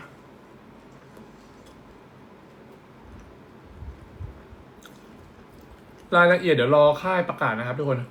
แต่คิดว่าวันที่23แน่นอนมานะมาหาปาร์คเยอะๆปาร์คเตรียมขนมไว้ให้ทุกคนด้วยมานะ ไม่ได้พี่เฟรมต้องมา ค่อยไปคุยงานตอนบ่าย ช่วง10 โมง 11 โมงมาหาผมก่อน แต่ผมยังไม่รู้นะช่วงเวลากี่โมง แต่คิดว่าน่าจะจัดเช้าขึ้นมานิดนึง เพราะว่าช่วงบ่ายเลยอ่ะ ผมมีงานไง แล้วเดี๋ยวช่วงเย็นผมไปเก็บโปรเจกต์อีก ห้ามป่วยโอ้ยเกิดวันเดียวกันเลยค่ะโอ้ยพี่พอไปนอนได้แล้วครับ น้องบักครับพี่มีอะไรอยากน้องแปลว่าอะไรครับพี่พอคิดถึงทุกคนมากมาเลยโอ้คุณเป็นคนที่เก่งที่สุด ขอบคุณครับพี่พอทุกคนรอไปงานอีเวนต์ผมได้เลยในอนาคตมีแน่ ตอนนี้จริงๆมีติดต่อมาประมาณ2-3 แบรนด์เหมือนกันนะแต่ว่านี่แหละครับมีของแบรนด์พี่พอเนี่ยแหละที่เขาแบบเตรียมจะจัดทุกคนมาซัพพอร์ตผมด้วยนะ ผมสัญญาว่าผมจะดูรายละเอียดให้ดีที่สุดเพื่อทุกๆคนเลย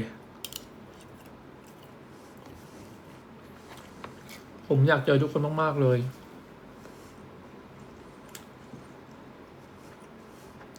ได้สิ ผมก็ตื่นเต้น เพราะว่าแบบไม่รู้ว่ามันเกิดปีนี้มันจะเป็นยังไงใช่ไหมแม้กระทั่งงานตัวเองด้วยก็ ไม่รู้ว่าแบบจะมีคนมาซัพพอร์ตเยอะไหมเอาจริงคือแบบว่า ก็ยังกลัวอยู่ดีเอาจริง ซึ่งจริงๆอ่ะกล้าแชร์ให้ฟังนะว่าแบบพอเป็นพี่พอหมายถึงว่าพอเป็นลูกค้าที่เราเอาจริงผมทำงานให้กับลูกค้าบางแบรนด์อ่ะหลายๆแบรนด์อ่ะมันก็เขาเรียกว่าไงอ่ะคือผมเชื่อนะว่าแบรนด์หลายๆแบรนด์ก็รักผมในรักในความสิ่งที่เราเป็นอ่ะแต่แบบผมแค่มองว่าแบรนด์อ่ะรู้ทุกอย่างว่าการจัดงานแต่ละงานอ่ะมันมีความเสี่ยงมากๆเลยทุกคนนึกภาพออกไหมแต่ว่าสิ่งที่แบรนด์ให้ความเชื่อมั่นกับปาร์คคือปาร์คแค่รู้สึกนะสิ่งที่อย่างเนี่ยพี่พอเนี่ยเขาก็เป็นแบรนด์ที่เชิญน้องๆดูบัณฑิตในหลายๆคู่ออกทั้งเดียวทั้งกลุ่มไปบ้านเราเยอะมากๆเลยผมพูดตรงๆนะผมทำงานผมก็เห็นหมดบางงานเราเห็นแม้กระทั่งแบบว่าโหเขาจะเอากำไรจากตรงไหนนะเขาจะเอากำไรจากตรงไหนนะในบางพาร์ทเราก็ยังรู้สึกแบบ เราก็เป็นคนหนึ่งที่เวลาเราทำงานเราก็ไม่อยากให้ใครแบบมาลงทุนให้เราโดยที่เขาไม่ได้อะไรกลับไปทุกคนนึกภาพออกไหมแต่เหมือนสิ่งที่ผมได้รับจากคำพูดของผู้ใหญ่แล้วกันนะผมแค่รู้สึกว่าบางทีการที่ลูกค้าสักคนหนึ่งหรือคนคนหนึ่งจะให้โอกาสเราเขาอาจจะไม่ได้ต้องการกำไรอะไรจากเรานะเขาอาจจะอยากแค่เป็นคนคนหนึ่งที่มอบโอกาสบางอย่างให้กับเราได้ทำในสิ่งที่เราอยากจะทำกับแฟนๆทุกคนเข้าใจปะ นั่นต่างหากคือสิ่งที่ใจผมรู้สึกว่าผมมั่นใจผมเชื่อว่าลูกค้าทุกคนจะไม่มีใครมาพูดกับผมหรอกว่า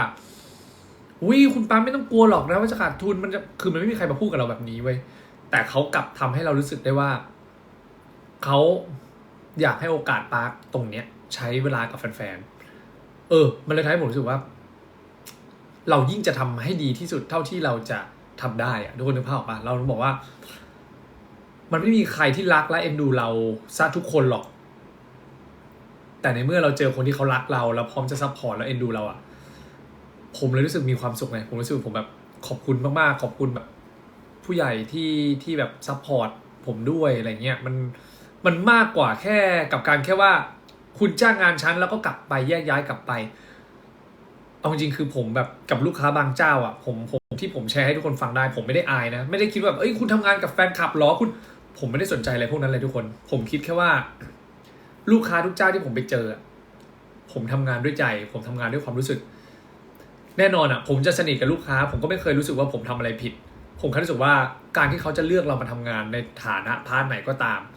แปลว่าเขาต้องเห็นว่าเราสำคัญเขาต้องเห็นว่าเราทำได้เขาต้องเชื่อมั่นในตัวเรามากๆว่าเราจะสามารถทำตรงนี้ได้เขาถึงให้โอกาสแล้วก็เชิญเราไปอะไรแบบนี้เมื่อท้ายผมรู้สึกว่าอยากขอบคุณโอกาสมากๆซึ่งโอกาสที่ผมได้รับส่วนใหญ่ก็จะเป็นโอกาสของการทำพิธีกรนั่นแหละซึ่งอาจจะไม่ได้มีแบรนด์ต่างๆที่ลองมาจ้างปาร์คไปเลยทำเป็นเกสได้ไหมจะมีแฟนคลับมาหรือเปล่าต้องมียอดเท่าไหร่ถึงจะมันไม่ใช่แค่การแบบเป็นลูกค้ากับเราบางทีมันมีเรื่องของความเมตตาความเอ็นดูโอกาสแล้วกันผมใช้คำนี้คือมันไม่ค่อยมีนะเว้ยคนที่จะแบบเลือกให้โอกาสคนหนึ่งโดยที่เขาอาจจะต้องขาดทุนหรือเข้าเนื้อในความเป็นจริงลองคิดสภาพถ้าผมเปิดมาแล้วมีคนมาผมแค่10 คนสมมตินะแบบมันไม่มียอดไม่มีอะไรเลยแบบเนี้ยคนที่ต้องแบกรับทุกอย่างกลับไปจริงๆก็ไม่ใช่ผมนะสุดท้ายแล้วค่าตัวผมก็ได้เท่าเดิมทุกคนลองนึกภาพนะมันผมก็ได้เท่าเดิมแต่คนที่จะต้องรับผิดชอบหรือแบกรับตรงนั้นไปจะกลายเป็นลูกค้าผมทั้งหมดแบบเนี้ยมันก็ผมถึงบอกไงว่านั่นแหละมันมีหลายปัจจัยแต่สิ่งที่ผมได้รับมาคือเพราะเขาอยากให้โอกาสเพราะเขาเชื่อว่ามีคนรักผมมากขึ้นเขามองเห็นในสิ่งที่ผมกำลังตั้งใจแล้วก็พยายามทำอยู่มันเลยทำให้เรารู้สึกว่า เราอยากลองนะเราอยากทำมันดูสักครั้งหนึ่งอะไรเงี้ยทุกคนใช่ครับ29พี่ป๊าไปไหมพี่ป๊าไปไหนคะ29ใช่หนูให้พี่ป๊าโตเถอะพี่ป๊าอายุ30แล้วนะแต่ผมก็บอกทุกคนไปแล้วนะว่าต่อยผมมันจะอายุ30บวกก็ไม่ได้มีผลอะไรยังไงผมก็เด็กอยู่ดีถ้าเสร็จงานผมจะตามไปครับจะตามไปให้กำลังใจน้องจริงขอบคุณครับ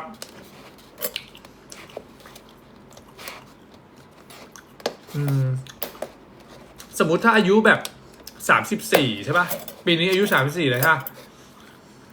แล้วถ้ามีแฟนทักอายุ24มันก็ได้อยู่นะก็เด็กอยู่อ่ะใช่ชิวชิวชิวชิวชิวชิวชิวชิวสบายสบายสุขสันต์วันเกิดจ้าไม่หมายถึงว่าลดอายุตัวเองไงไม่ก็หมายถึงไงว่าแบบสมมติอายุปีนี้แล้ว34แล้วก็มีแฟนให้มันเด็กกว่าเราสักรอบหนึ่งก็โอเคเอ้ยโอ้ย10 ปีนิดเดียวใช่มีแฟนเด็กเราก็จะเด็กไปด้วยใช่ป่ะล่ะผมบอกแล้วขอบคุณค่ะเจเจส้มนะ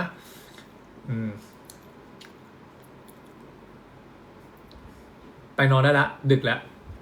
ปังมากฮ่าหนูดีใจมากเกิดวันเดียวพี่ป๊าก็ดีใจเหมือนกันค่ะน้องแมวใช่ไหมล่ะ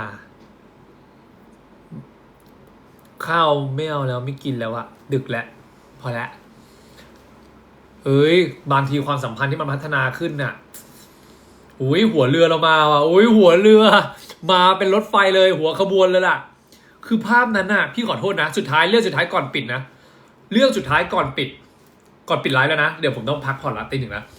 ผมงงมากว่ารูปที่หลุดไปเป็นรูปเซลฟี่เนี่ย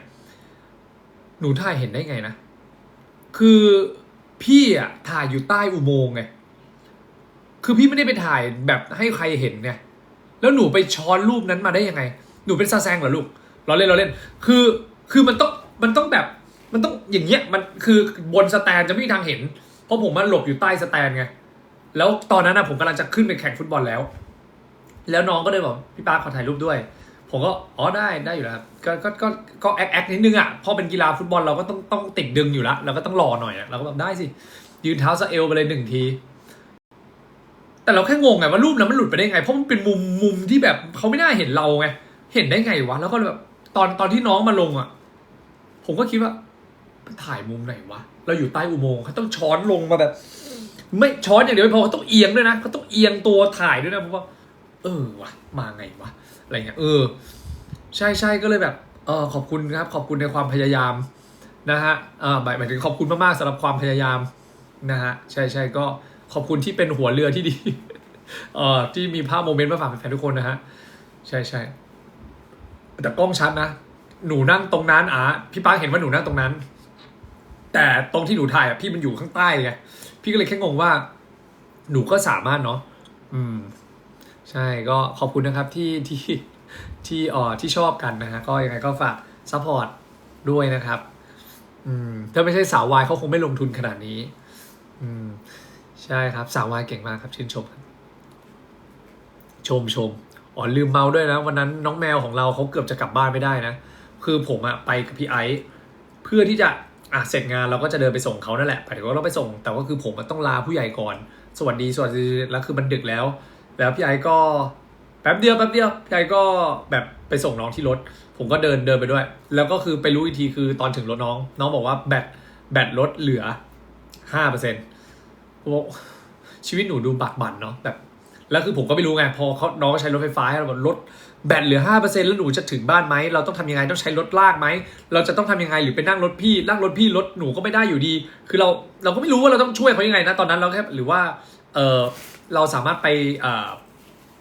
ปั๊มน้ำมันที่ใกล้ที่สุดได้ไหมที่ชาร์จแบตมีตรงไหนไหมน้องก็บอกว่าตอนนั้นน้องอยู่กับบอสตันเหมือนกับด้วยกันผมก็แบบเราก็ไม่รู้จะทำไงนะเราก็แบบ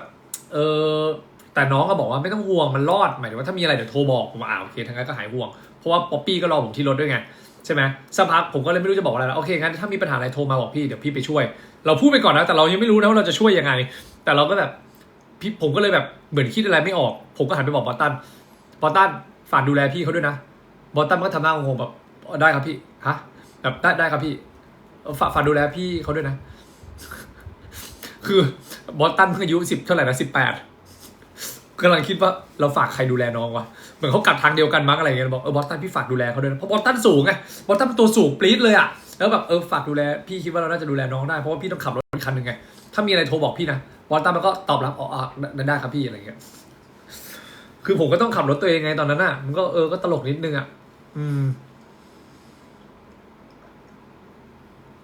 แต่สุดท้ายก็กลับบ้านปลอดภัยนะหายห่วงน้องก็ทักมาบอกว่าถึงบ้านแล้วอะไรเงี้ยแบบโอเคอะไรเงี้ยก็ไม่รู้ว่าฝากบอสตันได้ไหมอ่ะบอสตันนิกฟังนะบอสตันนิกนันหนูรู้จักคำว่าแค่เพื่อนครับพ่อไหมแค่เพื่อนครับพ่อกับแค่เพื่อนครับพี่แค่นี้พอนะฝากดูแค่ฝากวงเล็บฝากเป็นเพื่อนเป็นพี่เป็นอะไรก็เป็นแค่นี้ได้แค่นั้นโอเคเนาะแบบหมายถึงว่าแบบเธอจะสนิทกับใครเอาเต็มที่เลยเพื่อนเป็นน้องได้เป็นเพื่อนได้เป็นพี่ได้อย่างนี้พี่โอเคทำอะไรได้เลยสนิทกันได้ถ่ายTikTokเอาไปถ่ายไปทำอะไรทำเลยอย่าให้มันแบบเขาเรียกว่าอย่าให้มันแบบเอาพอดีหมายถึงว่าความสัมพันธ์แบบนิดหน่อยพอเป็นกิมมิกแบบเขาเรียกพวกพ้องได้อยู่เนาะก็โอเคหมายถึงว่าก็ดีแล้วผมเห็นเขาสนิทกับพี่ๆน้องๆหลายคนก็ยินดีแต่ยินดีมาพร้อมกับความพอดีนะก็คิดนะทำไมถ่ายกับนันมันใกล้จังวะทำไมถ่ายกับเรามันห่างจังวะถ่ายกับนิกมันดูตัวจะติดก็ทำไมถ่ายกับเราก็ดูถอยห่างว่าเฮ้ยหรือว่าเรามันจะอะไรวะแต่ก็เข้าใจนะเพราะว่าเขาอาจจะเขินไงผมก็อาจจะมีเขินบ้างอะไรบ้างเราก็ไม่แปลกนะเรามันก็หล่อเท่ด้วยเราต้องชัดเจนในเลนเราเนาะคือถ้าเราไม่กางอาณาเขตเราจะไม่มีอนาคตใช่ไหมฉะนั้นเราต้องรีบกางอาณาเขตก่อนตอนนี้เราก็มั่นใจว่าเราก็โนหนึ่งเราก็มั่นใจว่าถ้าใครแย่งเจอกูแน่อย่างน้อยเรากางอาณาเขตไว้ก่อนอย่างน้อยเราใช้ความอาวุโสที่น้องๆต้องเกรงใจอย่างน้อยแบบเฮ้ยนี่พี่ปาร์คนะเว้ยมันก็จะต้องแบบเอ็นเนี่ยมันอาจจะต้องแม่งพี่ปาร์คแม่งพูดขนาดนี้แล้วฟีลแบบกูขอแต่ก็ทำหน้าแบบกูขออะไรแบบนี้ เราเล่นยิ่งพูดยิ่งไปเรื่อยไม่เราจะไม่บังคับจิตใจใครของแบบนี้มันขึ้นอยู่กับความรู้สึกถ้ามันใช่มันจะใช่เราไม่ใช่โซตัสเรื่องของความรู้สึกเราไม่สามารถบังคับใครได้แต่ถ้าใครแย่งเจอกูหลอกเราเล่นโอเคครับไปนอนดีกว่าทำไมผมดีดจังเลยเนี่ยเนาะก็ถือว่าตลกอ่ะชอบก็ดีใจขอบคุณนะที่อุตส่าห์ไปแซวผมในไลฟ์ของติวเตอร์ยิมเนาะวันนี้ไลฟ์ติวเตอร์ยิมไม่ต้องไม่ต้องแซวเรื่องแมวนะครับโอเคเจอกันใหม่ไลฟ์หน้านะครับทุกคนรีบพักผ่อนเถอะเพราะว่าตี 1แล้วเดี๋ยวผมจะไปคลีนหน้าแล้วก็อาบน้ำอีกแล้วเดี๋ยวเราเจอกันใหม่ไลฟ์หน้านะขอโทษที่มาดึกด้วยแต่ว่าแค่คิดถึงทุกคนก็เลยอยากจะมาเม้ามอยด้วยนะครับก็เดี๋ยวเราเจอกันใหม่ไลฟ์หน้านะทุกคนนะบ๊ายบายนะครับแฮปปี้บ๊ายบายไปเจอกันนะครับทุกคนเร็วๆนี้เดี๋ยวเราได้เจอกันบ่อยๆเลย Good night บ๊ายบาย